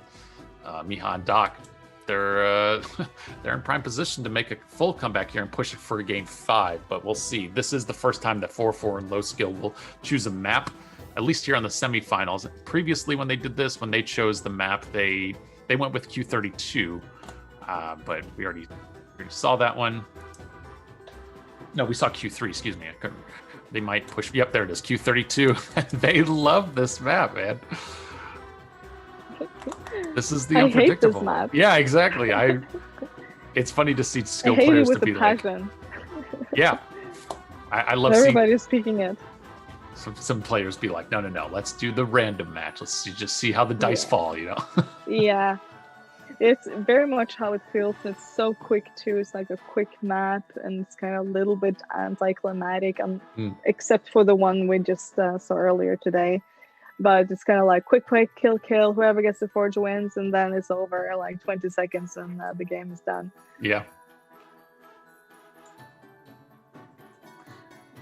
Yeah, it's one of those things that feels very random to me, but obviously these two guys, are in 4-4 and low skill. Obviously they feel so passionately enough about this. They probably have a really high win percentage ratio on this. So it doesn't feel random to them. Whatever they're doing is working. But to me, where I'm watching all of this frenetic action at once, I'm like, this is crazy. This seems so chaotic, but there's a method to the madness. It is a method to the madness. Here we go. Incorrect choice by Miha. I'm assuming he's just deciding what he wants to make a selection here first. But 4-4 is going with Kenner. Miha, Jews, and Pixo. Okay. Doc's gonna have the next selection. Doc 13. Man, there's so many Docs today. Doc No Hope, Doc No Cool, Doc 13. DAC. I should just say Doc Tsunami. Yeah, this isn't a real doctor, but man, I forgot about Dr. Tsunami, the Dr. Evil, Dr. Tsunami. What was the other one you said? Dr. Noko, Dr. Evil. Right. There's so many doctors in this community. We're like a really well-educated community. That's all. Yeah. Mm-hmm. Like everybody has a master's degree or a doctor's degree. Totally. So waiting on player Doc 13. What is he thinking about? I guess he's stayed on Rudo so long that eventually low skill was like, look, I'm gonna go with Pixo regardless. So whatever you choose. I'll still do Pixo. Right. Yeah. Write that down. I gotta be honest, I think 4-4 and low skill are gonna take this. Just their track record on this level, their confidence coming in here, being able to sweep the first two so easily. I'd be surprised And honestly, even this hesitation right here we're seeing with Miha and Doc, I attribute all of that to them being like, what do we do? What do you think? What are you thinking? What do we do? Should they I have Kenner? Should I do everything this? to lose. Yeah. And this is a crucial moment.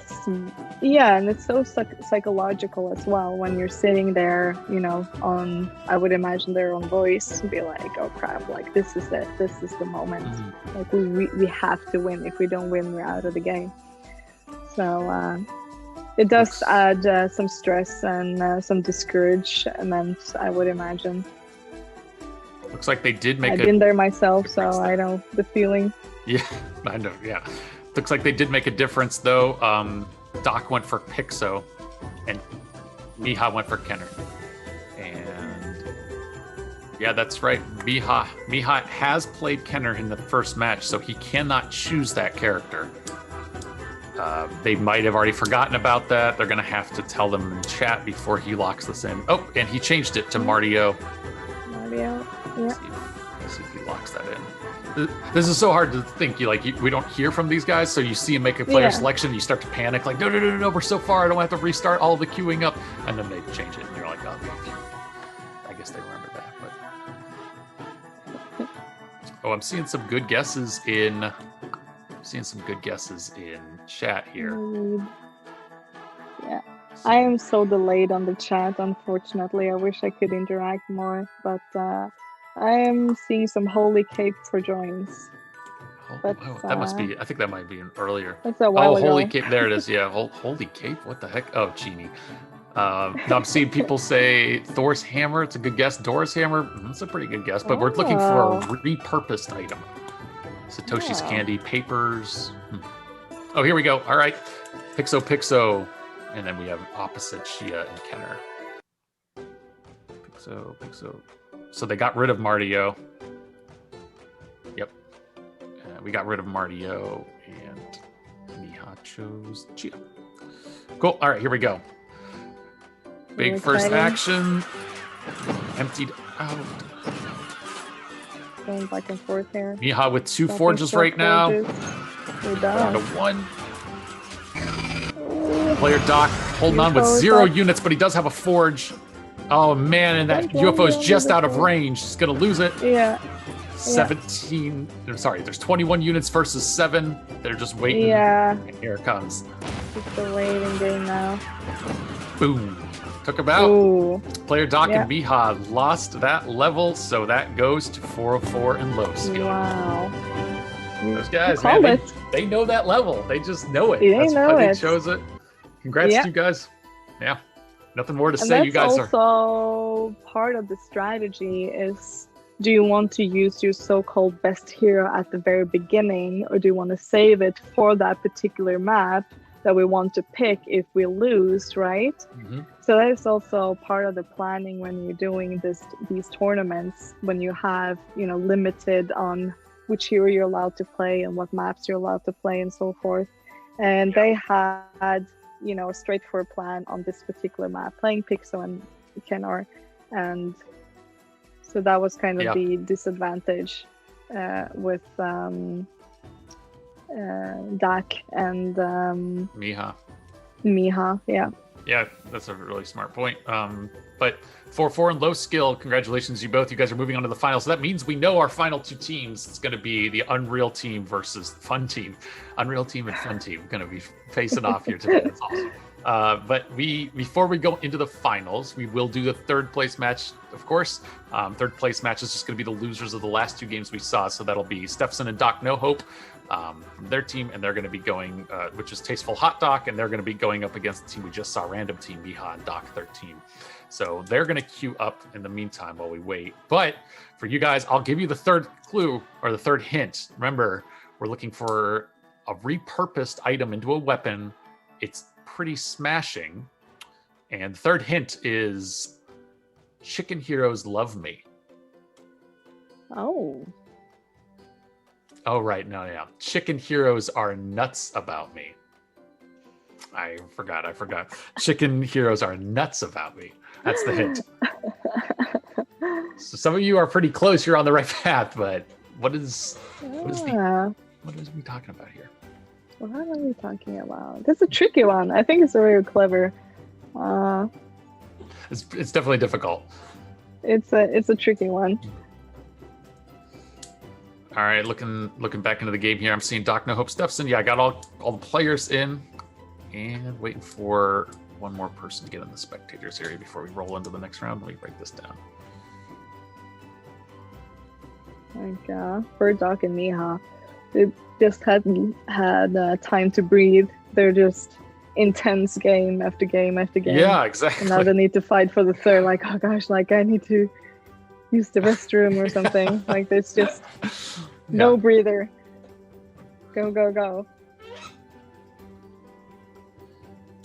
Seen some guesses. Hey, Brainy's in here. What's up, Brainy Wrecker? Oh, we are going into this round. We're ready to transition, folks. Let's see it. Last round for the third place match.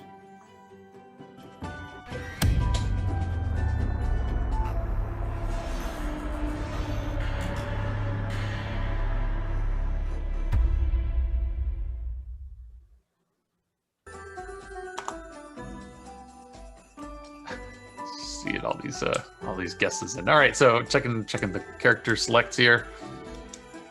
Doc No Hope's going Trini. I'm assuming we'll just see Trini Chia again. That's been the popular choice today.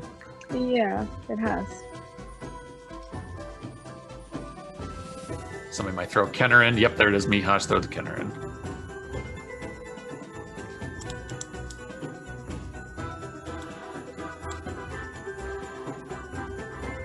While y'all are guessing, while we're waiting for this, remember, we're looking for a repurposed item into a weapon. I'm going to emphasize that. I see some people on the right track, but what are we looking for specifically? Right?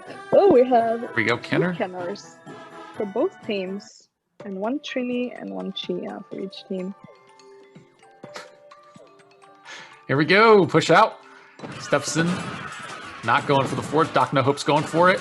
Player Doc going for it too. Weirdly enough, Miha did go south again. Yeah. Send what he can up. Doc No Hope going for just take some more territory. He's just taking his territory. Yeah. Like, why not? Yeah, he's not going to go for the forge until he needs to. And there he goes. He freezes it, takes it. There just goes. Tons of production at the moment right now. Yeah, he does. Support this build or the forge at the bottom. Fans as he pleases. And you see Miha having like 20, 30 units in that center village between him and Steffson, and those units just won't be used at all. They're just stuck there to keep the position, and I think that's maybe not the best strat. Right, it's not the best strat for like a 2v2. You do that as a reserve if you're like, oh no, I'm gonna lose. I'm gonna reserve people to play up later, but yeah. But they're kind of just sitting there. He didn't attack. He's just making sure he has the village, but the units doesn't have any purpose. He just keeps one village that produces units that doesn't do anything. Mm-hmm. Well, that solves it. Doc No Hope and Steffson take round one, moving into the follow-up here. Going back to chat, I see the answer. Looks like on YouTube, Neptune Gravity. Oh, wait. He can't. Yeah. Oh, well, then it's a race to the finish. Rep Neptune Gravity's already said an answer. He's already won, so he can't win. This is your hint. Somebody else can win a free 200 gems. What is this item? The technical team could do the Dora like the emote. That'd be so good.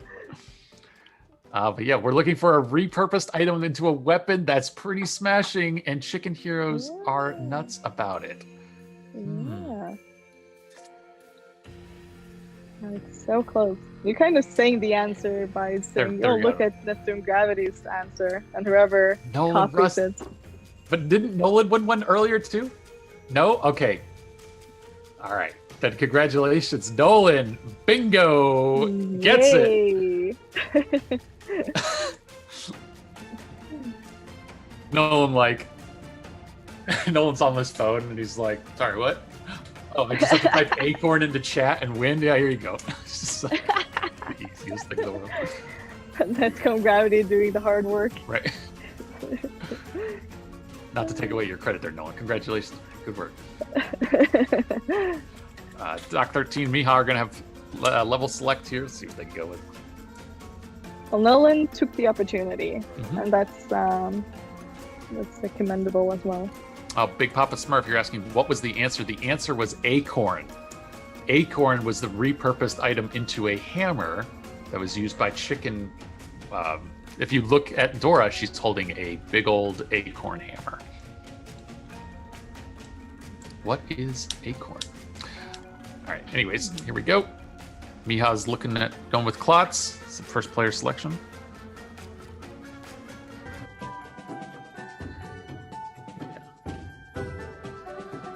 Actually, Miha has not locked in yet. So while we're waiting for them to make that selection, just so you guys know, we're doing a couple more lotteries. There will be some more lotteries in chat. We got one more riddle for you too, so stay tuned for that. We'll get that soon.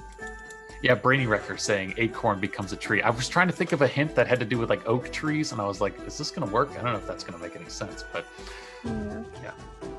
I had when I read it the first time, I had in mind with the acorn for Wilford. He has an amulet that has a picture of an acorn.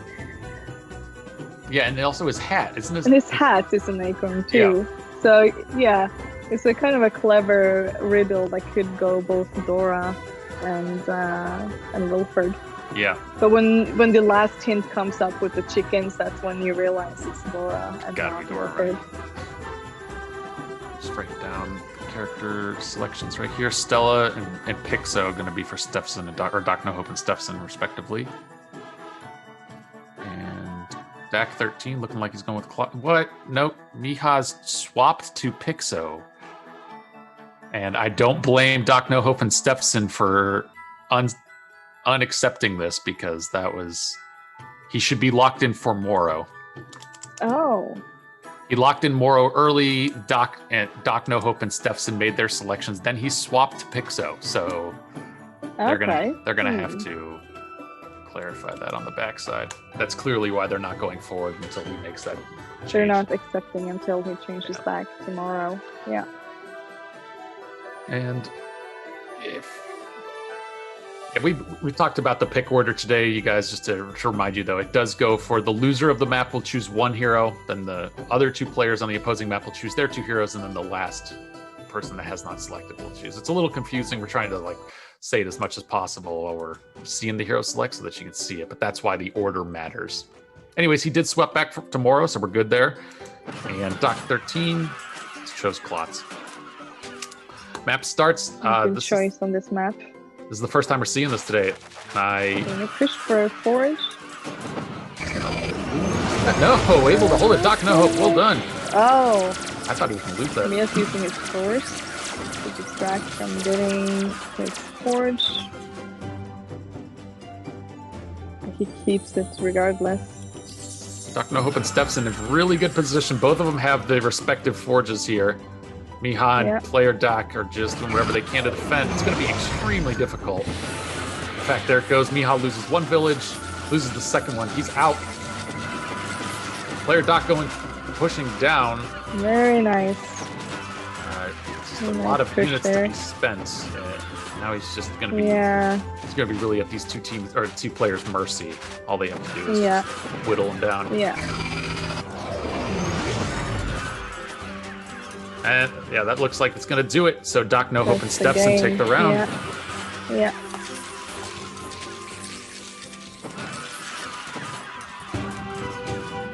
It was impressive how Stefson was able to get the forge and fight against Morris first when he expanded to 2 villages, neutral villages, and he hit the forge and he could defend. Yeah, that was really impressive how he was able to hold that. Maybe, who was Moro? Who played Moro? Moro was Miha. Miha. So Miha should have pushed even harder to get to that forge. Mm-hmm. Should have gone all in. But you hesitate because you have, Steffson's teammate across from you that can take your main if you empty completely. So it's like you're hesitating a little bit to go all in for the forge. Yeah, and you only choose. I think that's why he tried to make the reselect his character, because on this map, Moro You have Moro's first. Yeah. You're not going to use Moro's second. This map probably isn't going to No. go long enough for Moro's third No. or fourth, right? So Yeah. So definitely a rush map, and it's all about getting that first ability.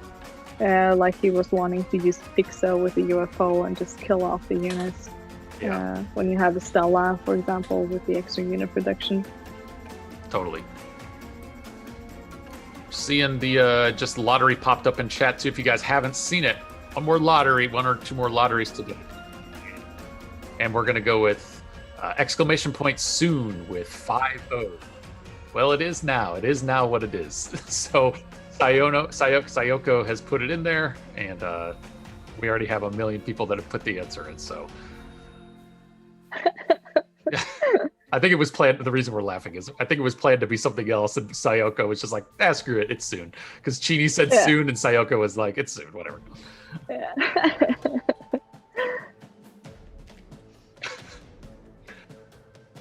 Yeah, good old.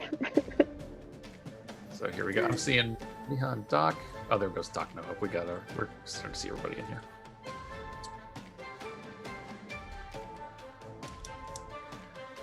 Oh, okay, never mind. Sayoko was joking. Our organizer for the stream for the stream chat giveaways was trolling everybody. Well done, Sayoko. It's the real one is going to be exclamation point charger for Swifty, just to give a little callback to Swifty 93 there. It's actually 12 O's. It's S 12 O's. No. I need to commend the chat manager on keeping everybody on their toes, because everybody is so ready on the keyboard to exclamation point what, and just ramble down whatever is being said. Right. Yeah, now the real important stuff is out of the way. Let's move on to the side content, which is who wins this. We have a 2-up. Doc No Hope and Stepson, right? They're 2-up. They could win third place here right now. Who's getting third place? 13 and Miha could make a comeback here. We'll see what happens. Player selection is going to go to Dak and Miha first. They chose Klotz for Miha. We see Klotz at least for Doc No Hope. And Moro. And Kenner locked in for Dak 13.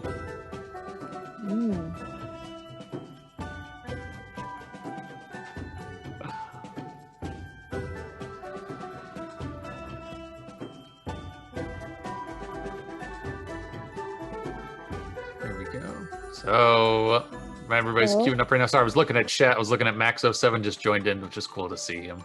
I saw he competed yesterday, so congrats, man. Here we go. Nice. Yeah.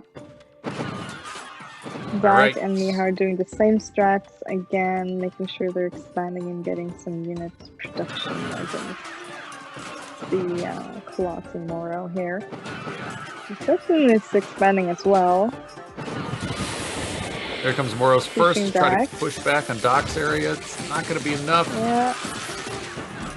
Really feeding in Doc. Barely holding here. Some He morale. used to hit first, so he can't fight against the drain from Dr. No Hope. Miha's in a little bit of a tough position right here. He sent everything in, Yeah. but he's being Oh, able to very drain, nice. which is really nice. Yeah. Oh. Going back and forth here. Weakening, downgrading. It's going to That come could down. be a victory in itself. If Stepson We'll makes see a big power attack from against Dak Miha, here. No, he's giving he's gonna away drain his him again. units. Yeah. just waiting for Interesting. a good moment. There comes the big attack I've been waiting for from Stepson. He's going to go down instead of up for Miha. He's going to go around. He's going to go for that bottom forge. It's just going to keep feeding more morale into player Dak Yeah. 13. Player Dak is holding on so well right now. They're going to go for that middle King of the Hill tower. I was waiting for King of that. the Hill. Yeah. Everybody's going around it, so now it's just going to start producing units for Miha him. is Wow! wanting to take it. Holy cow, I can't believe that. wow. So good. Miha with nothing, able to just wait for the right opening to Yeah. take out both of those. Yeah. Stefan made himself very vulnerable Yeah. getting that King of the Hill. And it cost him all his villages doing so.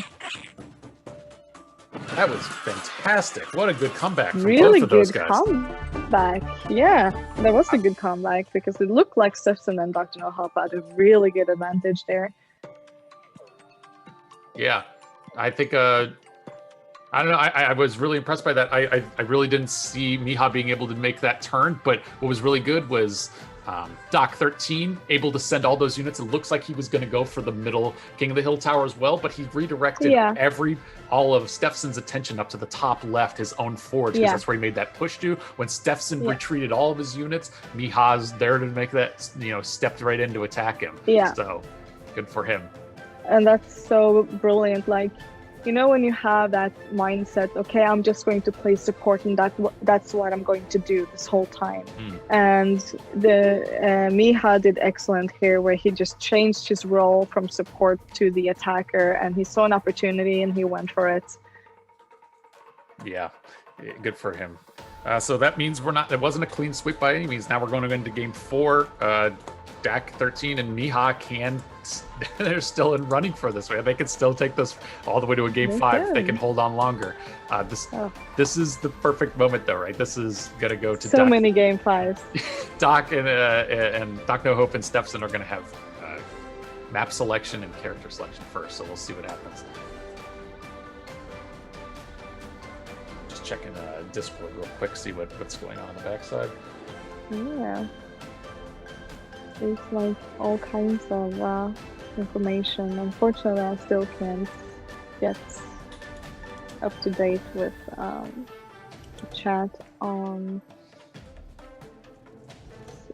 Twitch for some reason. Make sure we got everybody in here. Looks like we're waiting on Tormaz. Q1 is the map that's being picked at the moment. It's the one with the 4 forges and the tower in the center. Everybody fights for the tower most of the time. We had seen an exception earlier, so this will be exciting to see.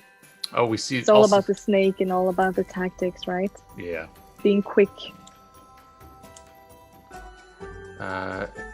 Miha made an incorrect selection out of turn. I don't know why he's going first. He doesn't have to. It should be Doc No Hope and Steffson that make the first selection because they lost. But maybe... Oh, there he goes. He goes back to Rudo. He goes back to Rudo. So let's... In the meantime, just let you guys know about the lottery. It looks like the 2 winners were Skitchy and Sheeny. Sheeny winning everything today. Good work. He's on fire. Yeah. So no more winners for Genie because he won a lottery, he won a riddle. So riddle, yeah. Now he just gets the overall winner. Yeah. It's like you said, Joins, it's all about the chat and the prizes and not the actual stream of the games. Yeah. Nobody cares about these games. We're just here for the We're here for the gems and prizes.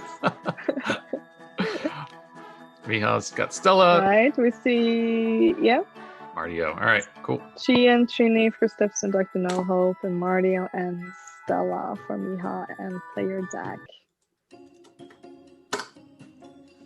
Interesting to use Stella, especially if it's a forge. Yeah.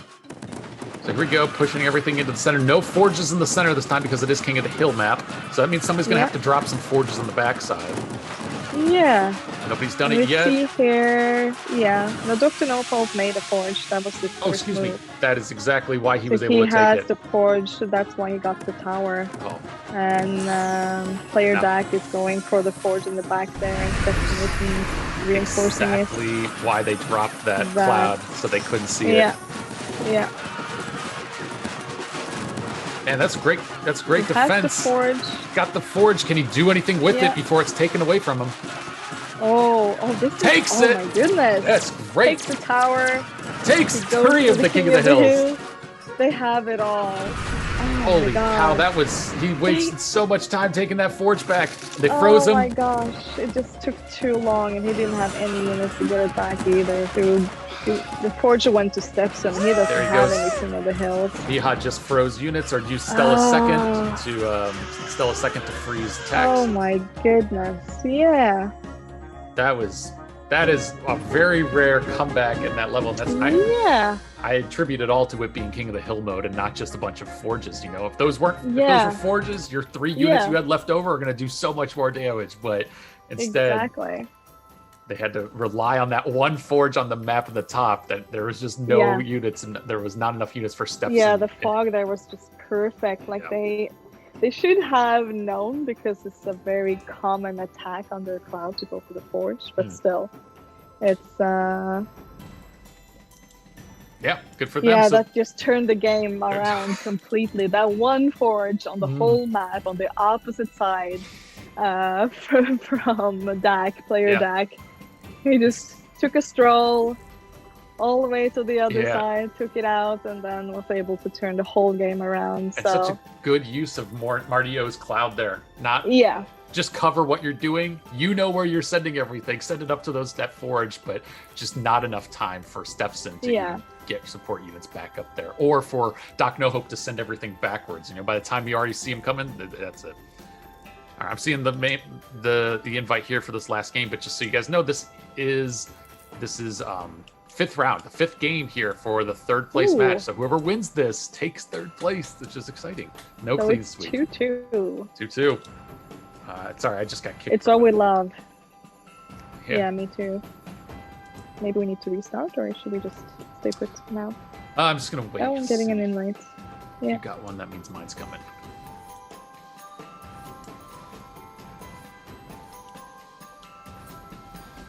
There it comes. The Christmas map has been picked. That's Q12. It's not letting me in. And it's the King of the Hill. So it will be interesting what the strat is here. When we saw Fossa and Vampire doing, Vampire getting his 4th up and using Martio's dome or shield to kill off all the units from, I believe it was Player Dak and Mihal they played against. Or am I mistaken? It was Stepson and Doc No Hope, probably. Yeah. Okay. Yeah. Because it was Martio and Stella versus Stella and Pixo. Yeah. Yes. So So maybe they've taken, a little bit of idea on how to do this map on King of the Hill. So here's all about getting that King of the Hill as fast as possible to get that timer in your advantage. Big Papa Smurf saying they should just rename it Christmas Map. Yeah, exactly. Yeah, exactly. We all know what it is. It's obvious. It's a Christmas map. Nobody calls it Q12. Yeah, I was surprised to see that how fast the last time we saw this. How fast was it Vampire? Yeah, well, how fast Vampire got his 4th up. Yeah. He got that. He got Martio's 4th up immediately. I was like, well, we've been in here for like 12 seconds, but it was because it was match point. You could spend all those units trying to take out that King of the Hill, right? Yeah. He got fed by Fosse, so he had enough units to hit both King of the Hill on both sides. So that's 200 units he needed to kill off to get those 2, and that gives you enough mana to get your 4th up. I love that. I love and also mind you that they're not making a forge to capture it, because then you don't get the mana as quick. So if you have a forge, you lose less units, and that gives you less mana. So that's a strategy as well, to not make a forge early on. Yeah, because you want the mana. That's something that's so hard to communicate sometimes to new players, but like once you get in the habit of doing it, you're like, okay, if my first prerogative is to build mana as fast as possible, don't drop a forge. But if your first prerogative is to build defense and get ready for an early attack, then you don't have to worry about that. Then you can just drop the forge, go. Exactly. Yeah. Well, it depends on what hero you have. If you have a hero with a strong 1st and 2nd, then you should definitely make a forge early and go for an early attack. But if you have, these more prolonged game, the heroes like Moro, for example, on this big map, then you want to have your mana up quickly. Yeah, I totally I can see the value there. Some of those things are just hard to call in a minute, but if you have a good teammate and you've coordinated that in the past, then there it goes. And yeah, it kind of seems like that's exactly what's happening. Doc No Hope, but he dropped the forge early, so he drops the forge early. Good stuff. And now he's sending them all up to the top. Sending them up to the top. Stepson is weakening it for him to capture it. He has both Get it. before Miha and player Dak. So now what he's taken out, just because he went for the other villages to spend all those troops, he does have his fourth ready, regardless of what we just talked about. Does. Player Doc at the bottom also has treason ready too. Yes. So 2 players with... But the time is in Dr. No Hope and Stepson's favor. Does he want to use anything here? Is he gonna grab anything? What early shield break? Wow. Oh, Early it's just break. cold. Didn't Yeah. need it. It's a bit premature. So now that Doc No Hope has the advantage here, Yeah. he might be going in for a big attack, and he's gonna wait and use maybe his third for Pixos to like kill anybody he comes across. Maybe. Oh, he got blocked by Stella's second. Yeah. Doc Stella's second. Oh, so close. Yet so far. So now he's just feeding morale, doing that attack. Yeah. The player Dak uses his silence to get ahead there. So he got a lot of morale from that single attack. Great though, Doc's build, player Doc, I should say. Doc 13's been able to build 2 towers right there. He's just beefing up security. There's the third cast on Doc No Killing Hope's off units. so many units. As it goes through, not enough. Oh, so close. Goodness. He didn't even lose that much morale from it though, which is nice. But No, yeah, he killed off a lot of units during that attack. But look at the morale to player Dak. He has 4-star morale, 300 units. he's just gearing up. He's either He's waiting. getting ready Here for comes. a push Here comes here. his attack. He's going to the bottom forge for Doc No Hope. Oh. He sends some stones ahead of time. They're going to get there way too early. No, never mind. But he does get it. Somehow we got it. Yep. And for that treason. Either way, he takes it. There's a second treason. There's a treason again. Oh my goodness. There's the tower. Tower. Here comes the second attack. Not going for the bottom. Doc 13's going up top for Stepson. Base gets gravity by Doc No Hope. Stopped in his track. Now Doc No Hope's not waiting, sending whatever he can into his base, going for that bottom forge. Player Dak's going to see it. Is he going to be able to respond in time? Yeah, easily. Yeah. Shield. There's a shield break. There. Takes the tower back. Huge move coming in right now. Yeah, they have to get those King of the Hills. Able to hold it. Ooh. Wow, that's great. I don't know if you saw it up top. Doc No Hope sent in units on the top front and cast them with Pixos number 3 to kill anybody with that force field move, to kill anybody that came across. Very nice. So he killed about, Good not all of call. them, but about 30% of the units that Doc 13 had sent in. Here we go. Yeah. Doc 13 really wants this. There's so many units in that tight snake. But, wow, good defense, Doc No Hope. I didn't use this shield break, which I found interesting. Right. Because I didn't have anything to defend against it. Big move right now. This is There you go. almost not needed. And they get silenced by Stella. Coming in for that bottom one. Yeah, that's just a Very waste. nice. Yeah, but they do keep them on their toes. Yeah. Because they do have the time advantage. And if you notice, Stepson is kind of trinkling a little bit of units towards player Dak to get his mana up. Got it up there. There we go. Another cast of 3. Another third. Takes everybody at the bottom out. And they take a tower. Doc No Hope takes a tower on the left side. First swing in favor on the opposite side. Oh, goodness. And they whittle down Mihat extensively. Holy cow. So the tide is shifting more towards Doc No Hope and Stepson. They have not only the lead in the King of the Hill Towers. Of course. You won't be able to get it back. Look at the time here now. Dak 13, those 2 King of the Hill Towers, they're down by about 10 points, 15 points maybe. On the King of the Hill Towers. Are they going to, and this is their final attempt, they're going to try to do whatever they can to take out that King of the Hill Tower. Get those King of the Hills, but it's so predictable now, right? Everybody and knows they what's can't use happening. their abilities on them. They just, Other than the rocks and silence. Ooh! do a little bit of diversion there. Man, you should have went for the forge Nohope first. seems to be disconnected. Oh, you're right. I don't see him moving. Doc, no hope. Yeah. You still might win it. The game is froze. Oh no.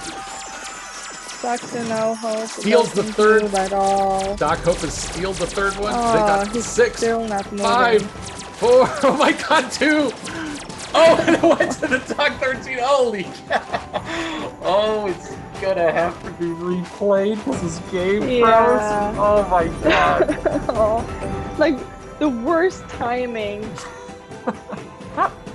The That's last so match in crazy. third place, and the game freezes like literally seconds before the timer counts down. I gotta be honest. Had Dak 13 not been able to push for that they won right there, had he not been able Yeah. to win at that last second and they lost Ah. anyways, the game would have not Oh. had to been replayed because. But the fact that they Yeah. were able to beat him and then Doc No Hope could be like, my game froze. Now we have to replay. I don't know. Ah. It's kind of the fascinating. Well, they did have the advantage, and he could easily have gotten his forge back when he lost it. But he wasn't reinforcing the forge when he was being attacked. He was just sitting there, not moving. So it was clear that it looked like he was having a freeze because they did have the advantage. And you could see, maybe you just said this, but you could see that his icon and his player was disconnecting and disconnecting, reconnecting. Yeah.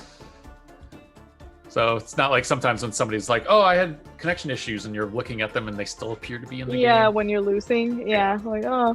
I don't think that was happening here. No, because they were winning and he disconnected. Right, so yeah. that's the complete opposite. So we're waiting on But a I've been ruling. inviting to the finals here. I think the final teams probably are not aware of what's going on. So I'm waiting. Okay. Well, sorry, they may be seeing the chat. However, I'm responding to who's in my ear. Sorry, folks. But they might be seeing the chat, but they're not aware of. So they're setting up their own game. So as soon as they see the game ends, I'm sure they just started sending invites to me and Lita. But if there's discussion amongst the team in the top 8's chat, let's just see. Okay. We just got a Okay, so yeah, they are going to be decision replaying here. it. They're doing a rematch. Cool. All right. Get an invite. There it comes from Stepson. They will have to choose, just so everybody's aware, since we're rematching same conditions, same map, same hero selection, Some guess- heroes. Yeah.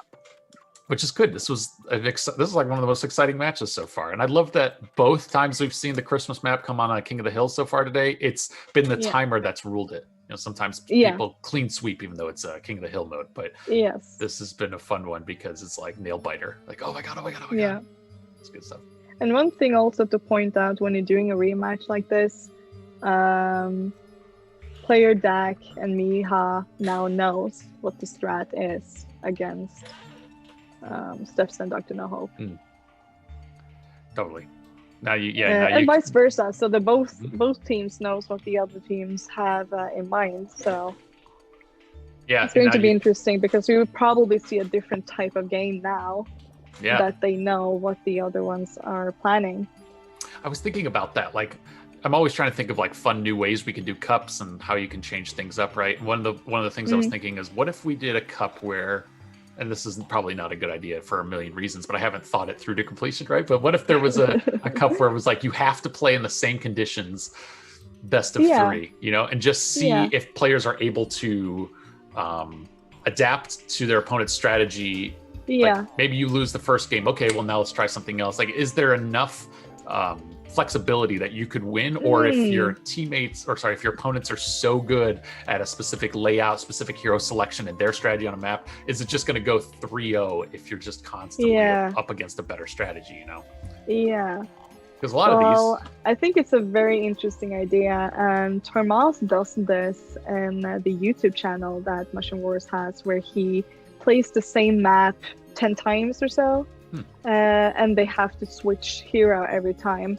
So he plays against another player. They do the same map over and over and over again. They play for like 40 minutes or so, where Wow. they just pick the same map, and it's actually quite even on. It's not like Tormas or the opponent wins every single game, because they will alter and change the strat based on what the opponent has been doing. then they will change your heroes, and what would you do with this hero on this particular match. So it's very interesting to watch. I find those videos to be very entertaining to just see the different ways you can solve the same problem, so to speak.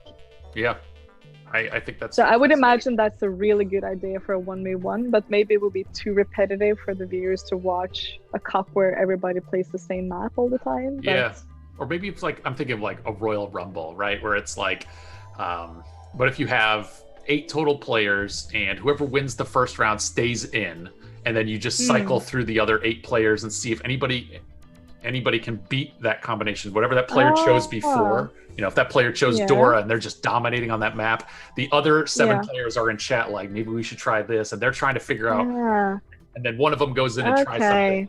Maybe that would be interesting. And then eventually, like a player king of the hill. Yeah, and then if maybe that one player, if they can survive all 7 other players, then they are crowned winner or something. Like the dominators of the map. Yeah. I'm always like, what would be fun? What would be fun to watch, but also like drum up excitement for the players too, because it's the entertainment value as well. Because the opposite of that would be, what if Tormaz picks Dora on whatever map and then just beats 8 people in a row, and we're like, well, that was a fun tournament. Thanks for watching. Yeah. You know, and it's thanks for watching, guys. Yeah. That wasn't a great display of talent. That was just a clean sweep, and it wasn't a good idea. Yeah. But I don't know. Yeah, right now we're waiting for player DAC. I think they're queuing up. I'm seeing we got Miha, Stefson, and Doc No Hope all on this chat, or sorry, all in the game, and we're just waiting for him to queue up as the last remaining player. So we'll see. We're gonna give him a couple minutes here. If he doesn't show up, we're gonna move on to the finals, and maybe they play that game off screen. I'm not sure, but we're just giving him a chance real quick. Well, don't we have a last riddle? Heck while yeah, we wait? do. Why don't we do that? Well, I'll give you guys the first hint to the last riddle, and I'll give you the remaining hints after we start getting down into the finals today. But let me pull it up real quick. The last riddle of the day, the first hint. This is going to be a little vague, but if you get it this early, boy, I will personally give you some of my gems. The first hint is, I am highly sought after. Oh, sought after? Sought after. What did that mean? Sought means I'm really desired. I'm highly desirable. Desired. Yeah, like people really want me. People wants to be me or something like that. Yeah, they want to have this thing, or maybe they want to be this thing, or maybe they love this thing. I don't know, but highly sought after. Yeah, if you don't know sought, it's I'm just highly desired. Okay. Dark Dagger coming in early with a guess. He says morale. Runes, strong guess. That is a good answer, actually. Hey, Papa Smurf with runes, I like that too. Man, I definitely runes are sought after, right? I desire runes, so yeah, you're not wrong. Yeah, highly sought after. Yeah, I think that's legendary artifacts. Yeah, we're seeing. Let's see, somebody from YouTube, Johnny Radolf. Radolf says artifacts, and then Gunnar immediately says legendary artifacts. Dark Dagger says wins. Man, most wanted. Ranked points. Man, these are all good guesses, and I will tell you, none of them are right. Just so you know, you didn't say it early. I'll just tell you. They're all wrong. Neptune Gravity says Neptune Gravity is the answer. Ooh. Oh. He is right. No, I'm joking. Neptune Gravity. Very sought after. He's very sought after. Still waiting on Doc 13. Oh, he just replied in chat. I assume that means he's coming. Meanwhile, Fase is getting impatient and starting inviting people to his game. Everybody wants, Let me see. Oh, sorry. Baktak is the other team. That makes sense. Doc 13 hasn't replied yet. Let's see what else. People say the Mushroom Wars 2 Cup winner is highly sought after. Yeah. The gold is sought after. Satoshi. Booty for joints, obviously, is the... Thank you, Dark Dagger. Thank you. I was like, let me read that out loud and not think about what that means first until I see it. Oh, yeah, that's right. You want some treasure. I get you. What? Booty? Is that a treasure? Yeah. For men? Yeah, booty. Booty means like, like if you're a pirate, you're like, I want booty. You ever heard that? Huh? No. That's not the only definition of that word. You should ask Gunnar. He can tell you that. But, Yeah. Okay. I'll ask Gunnar later. All right. So we're seeing here, got a word is that Tasteful Hot Doc is going to get the win for that last round. We gave Doc 13 as much time as we could, but we're calling it. Get a technical win there. So 3-2, Tasteful Hot Doc win over Random Team. So they're going to get third place, everybody. Ooh. So that means we're down to the finals. And it all comes down to this. So final game is here. And we're going to see Team Unreal versus Team Fun. Fun Team versus Unreal Team. I'm seeing everybody queued up at the moment. Just waiting for one folk to get in here. Let me know when we are ready. And I'm just making sure. Seeing people guessing Betty, Aunt Betty with the money. Betty is. Isn't that a saying? I Like don't the know. Aunt Betty with all the money. Oh, Someone yeah. told me about this. That's a saying. I'm not I haven't heard in familiar a with long the time. saying, but yeah, everybody has an Aunt Betty with all the money or something like that. I haven't heard that in so long that I can't even. I would be guessing if I was to fill in the blanks there, so I don't want to. Let's see. We're seeing the campaign. Oh wow. Okay, we got everybody in here. I think we are just about ready to go into the first game. So let's do it, folks. First game of first game of the final matches today.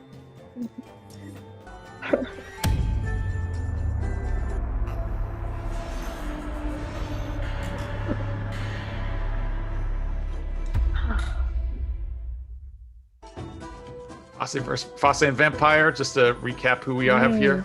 And Trini and Chia. Trini and Trini Chia. See what low skill pig and 404 go with.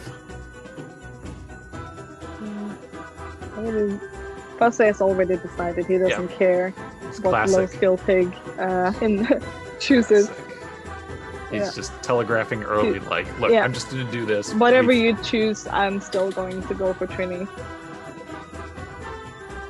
And it makes sense at this point in the game, or sorry, at this point in the day, we've seen everybody choose Trini and Chia or Trini and Kenner, So Yeah. I think that's why he's just like, look, we already know the strats here. Let's just see who executes the best. And here we go. Game one starts. You can imagine Vampire's going to be going for the Forge, and Skill Pig at the top going for the Forge himself. Gets it early. Fosse's already sending units as support over to the left side. Gets them all in early, and he's going to make a big push over. Try to take out Vampire's base. Gets one unit. Gets two village. Low Skill Pig. Sorry, Going takes out for the 404's legal- area, he not loses the Vampire's Forge. area. Fosse 404. has the Forge now, which wasn't part of the plan. Yeah. For Vampire. No, sorry. Fosse's in the bottom right. He's orange. He has the he has the. Yeah, He has but the Forge, and it was Vampire had Vampire the Forge first, early on. Yeah. Good call. And then Now they turned it around. 404 has just got nothing. He's just hanging on at the moment. Yeah.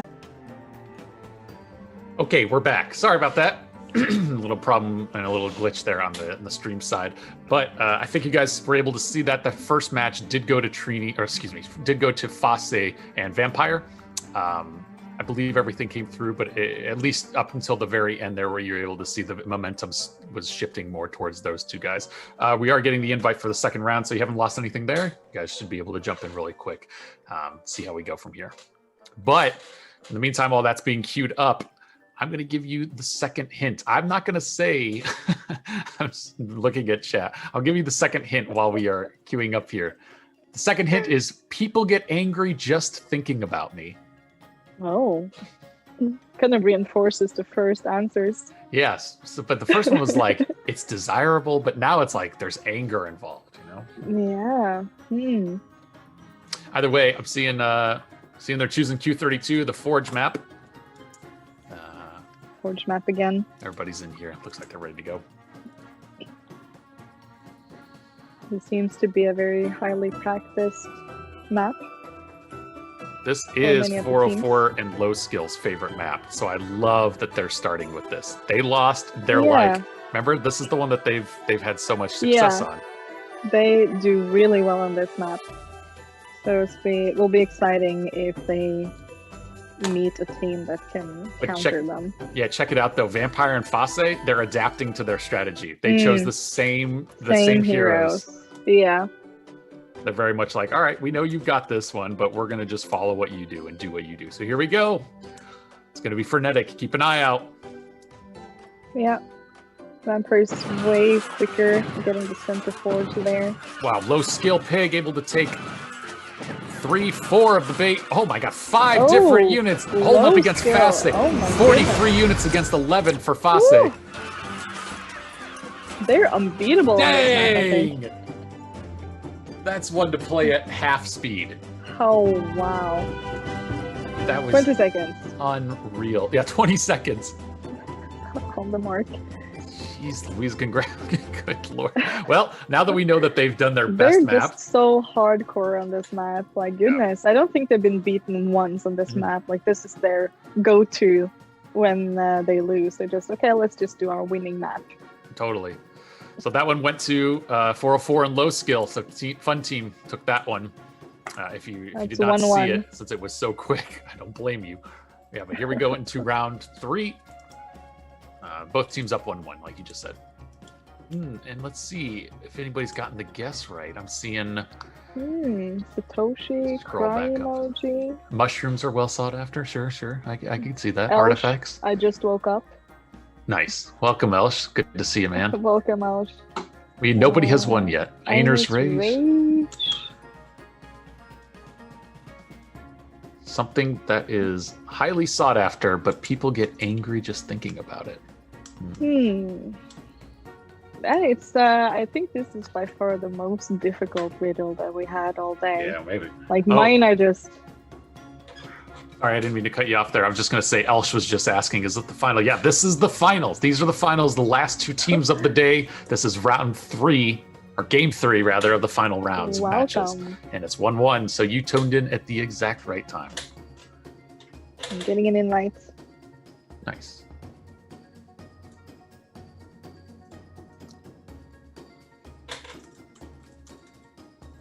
Yeah, and welcome to whoever is joining us at this moment that's been tuning in a little later in the day.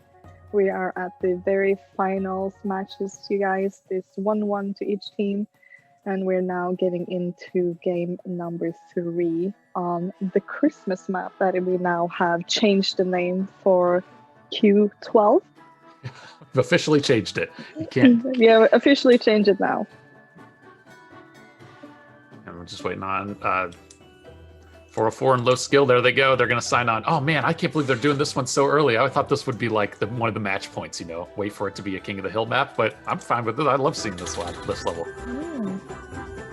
Seeing Drop Dead Fred guessing tier. Tier's a good thing. Yeah. That's highly sought after. I would agree. Yeah. Winning artifacts, passives. Yep. Updates and bug fixes, very highly sought after. People definitely get angry thinking about them. I agree. Yeah. Genie, that's such a good one. All right. 404 going Moro. Interesting. On this level? All right. Yeah, Mora, but I don't think we've seen Mora on the Christmas map. But like I was saying, that if you want to build mana and use Mora's 3rd, that would be a really good. Oh, in Kenor, yeah, there's some interesting makes choices sense. here. Yeah, I can see Mardio and Stella working. It's weird for Kenner. Yeah. To me. Kenor and Mora. Let's see what they have in store for us here. Well, Kenner is a brilliant hero for morale build, which is first and second. Yeah. Oh, sorry. I thought you said Moro. Yeah, you're right. Kenner's great. Kenner. Here comes the early forge from Low Skill Pig. Getting on Fasse's side too. Fasse's taking over the majority of the map. Both of the right 2 teams, Low Skill and 404, they've opted to do 2 separate. They haven't shared any of the resources. Sorry, it's not one person sharing all of the villagers. We're doing an equal run here. No. See, Vampire 404's sensing building mana. Yeah, same with Vampire. He's sending in the units over just to build up mana. He's got the clouds down. He's going to need it. No, Fosse easily takes it. Fosse just easily takes that. Gonna take the bottom pretty easily as well. Yeah. This is gonna be really tricky for low skill pig. Very tricky. Yeah. He tried to turn this around somehow. Yeah, he tried to do a Kenner's first on that top village, but it did not last long enough. I think he does it. Yeah. To me, it seemed like 4-4 didn't see Fosse coming at all because he was just feeding his teammates. So maybe there was a technical issue there because he was just, he wasn't reinforcing or anything. He was just letting Fosse take that village. It was a peculiar way. It felt more like they didn't have this. They weren't on the same page for that level. Maybe they just haven't practiced it as much. Hard to say. Maybe. Either way. Hard to tell. Yeah, it was a good win. Either way, it's such a fun map to watch. And Fosse didn't wait for 4-4 to get his third up. He just went on before his shield break was up. He just used his silence. Yep. Did a really good push early, and doing a rush basically. Yeah, I agree. That's the way to counter those two heroes that. The low-skilled pig and 4-4 were planning probably the more long game game style, getting those abilities up. But that means either way, Fosse and Vampire 2 up. They are 2-1 right now. This will be match point for the final games. If they win this, they will become today's final 2v2 winners for the cup today. But I don't want to discredit 4-4 and no skill pig, low skill pig. We know that potentially go to a fourth and fifth game here. Or sorry, potentially go to a fifth game. We will go to a fourth game. But before we do that, I'm going to give you guys the third hint for this last riddle. And the third hint is, you know my name, but nothing else about me. Oh. Well, that eliminates all the answers that's been up till now. It's true. Everybody knows tier. Everybody knows artifacts. Yeah. Everybody, it's highly sought after. People get angry thinking about me. You know what my name is, but you don't know anything else about me. It's very mysterious. The cash prize. There we go. We're just getting a restart here on a couple of devices, making sure everybody gets through. I'm just waiting to see if anybody gets this on the stream so far on the chat. Yeah, I see Johnny Radolph saying, not sure why the moral pick. I'm not sure either. No new teamwork, right? Yeah, there was no. It was an interesting. Like I said, I just don't think that they had a. Right, I don't think that they really had a plan for Q3. No, it didn't seem like they were just doing the regular opener for like a typical 2v2 random match. Yep. Everybody just take their corner and go from there.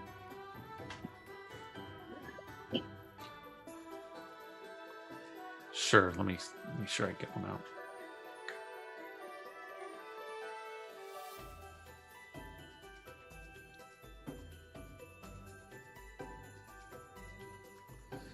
Make sure. I'm sorry, I'm just inviting everybody on our side, making sure these all go out correctly. Okay, there we go. No guesses so far, folks. This is the last riddle. Highly sought after. If people get angry thinking about it, you know my name, but nothing else. Drop Dead Fred and Dark Dagger at the same time. Oh my goodness. They both say the fourth campaign, Mushroom Trek. I gotta say, well done. Yes, that is the answer. You know my name. You don't know anything about me. People get angry about me when they think about me, and everybody wants it. It's highly sought after. So congrats, man. Either way, we'll come back to that in a second. Trek. Mushroom Trek. Either way, here we go. Mushroom Trek was the answer. Round 4. Chini Tria. Right. Sorry, Trini. So they're kind of doing the opposite now from the first match. Yeah. Using forges and using Chia's first. Doug, Fosse.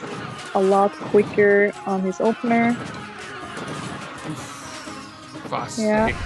takes over both of those King of the Hills. Destroyed for 4-4 is and gonna. Vampire still going strong here. Vampire's Really still well. going for it. That's it. It's Yeah. 19, 9 Yeah. people against It's 100. over. And that is it.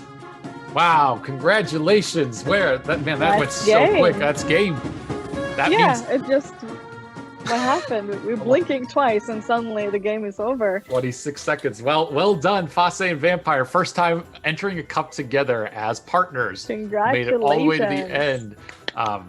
So you guys are today's winners. I got to give a shout out, of course, to Low Skill Pig and 404 Not Found. And same with you guys. First time making it to day 2 of the cups, and you made it all the way to the finals. That's awesome. That's super. I mean, that's incredible. You guys are going to obviously get a ton of points for coming in second place. I don't honestly know if that's enough to make sure that you'll qualify for next month's final cups, but we'll have those tallied up soon. Either way, let's just circle back and say another big congrats to today's winners, Fosse and Vampire, man. Good work, guys. Oh, congratulations. Did you expect coming in today that you would see both of them take it all the way to the end? Lita, I forgot to ask you predictions up front if that was what you were leaning towards. I didn't have. I'm trying to be cautious about predictions because there were new teams arriving that I haven't seen before. So it's easy to, lean towards the ones you're familiar with. And like you were saying, we saw some top players that lost on the first day that we have seen again and again on day second. So you never know, right? Yeah. But like in hindsight, it's not a surprise that both Vampire and Fosse won. Like they're highly skilled players, both of them, really good. And also Fosse has even though he's known for being a supportive player, he can also alter his game style and be aggressive, like we saw on the Christmas map. Yeah. So they do they were both doing support and attack, which is a very powerful thing. We saw the same with Benzo and Barris, having that same game style where they can both be aggressors and support. So I think that's a really good mix for a 2v2 team. Yeah. I think you nailed it there. I didn't know what to expect with Fosse and Vampire, if there was going to be that constant I'm this role, you're that role, and if Fosse was so used to playing with Eclipse that now having Vampire come in, if it was just hey, I just need you to do everything he was doing so that we can make it to the end. But you totally called it. There was some differences in strategies there. You saw them kind of pick up and ebb and flow. They were adjusting. Yeah. Yeah, and I played with Fosse, and he's very easy to communicate with. He gives very short instructions on what he's doing. He's not rambling, saying a bunch of random stuff. He'd be going for the main blue, or can you have your second ready? I need it on the top corner. He will always just say whatever he needs. So it's I think it's a good advantage to have that communication as well as the good gameplay. Totally. To be able to, know what you and your teammate are about to do. Yeah. Well, either way, everybody else, I want to say, thank you from me and Lita and the rest of the team. Thank you for joining us today. Thanks for sticking around and chat and talking with us the whole time. Congrats. I think Drop Dead Fred, thank you. You won that last. That's so impressive. Congrats to the people that won the riddles and the lottery we did today. And then if you did, I don't know if anybody got this in, but if the viewers quest that we did at the beginning of the day, if anybody guessed Fosse Eclipse, Fosse Vampire, and then 404 and Baktak going into the finals here, congrats to you, because you're going to get rewards there as well. But yeah, anything else from you, Lita, before we end it today? I just want to thank you for having me for this 2v2 cup and commentating. I love 2v2. That's the only thing I do when I play Mushroom Wars is 2v2. So it's so much fun to be able to be here today with you guys. yeah, I mean, huge appreciation for you joining us. I think everybody loves it whenever they tune in and they're like, oh crap, it's not just joins, it's Lita this time. And everybody gets all excited. So I'm super happy to have you. Thank you. But either way, for everybody else, next month, just as a reminder, we're doing 2 stream days back to back. So it's the finals. Get hyped for that. We will be announcing who the final 8 people are, or 8 teams for both the 1v1 and the 2v2 cups that are back to back. Keep an eye out for that. And otherwise, see you in a month. Have a great 30 days or so. And then when we meet back here, we're going to have an unbelievable celebration before the end of the year. So, yeah. Oh, wow. Yeah. Looking So, anyways, forward to it. congrats again to Fase and Vampire. And we'll see you all later. Take care. Bye.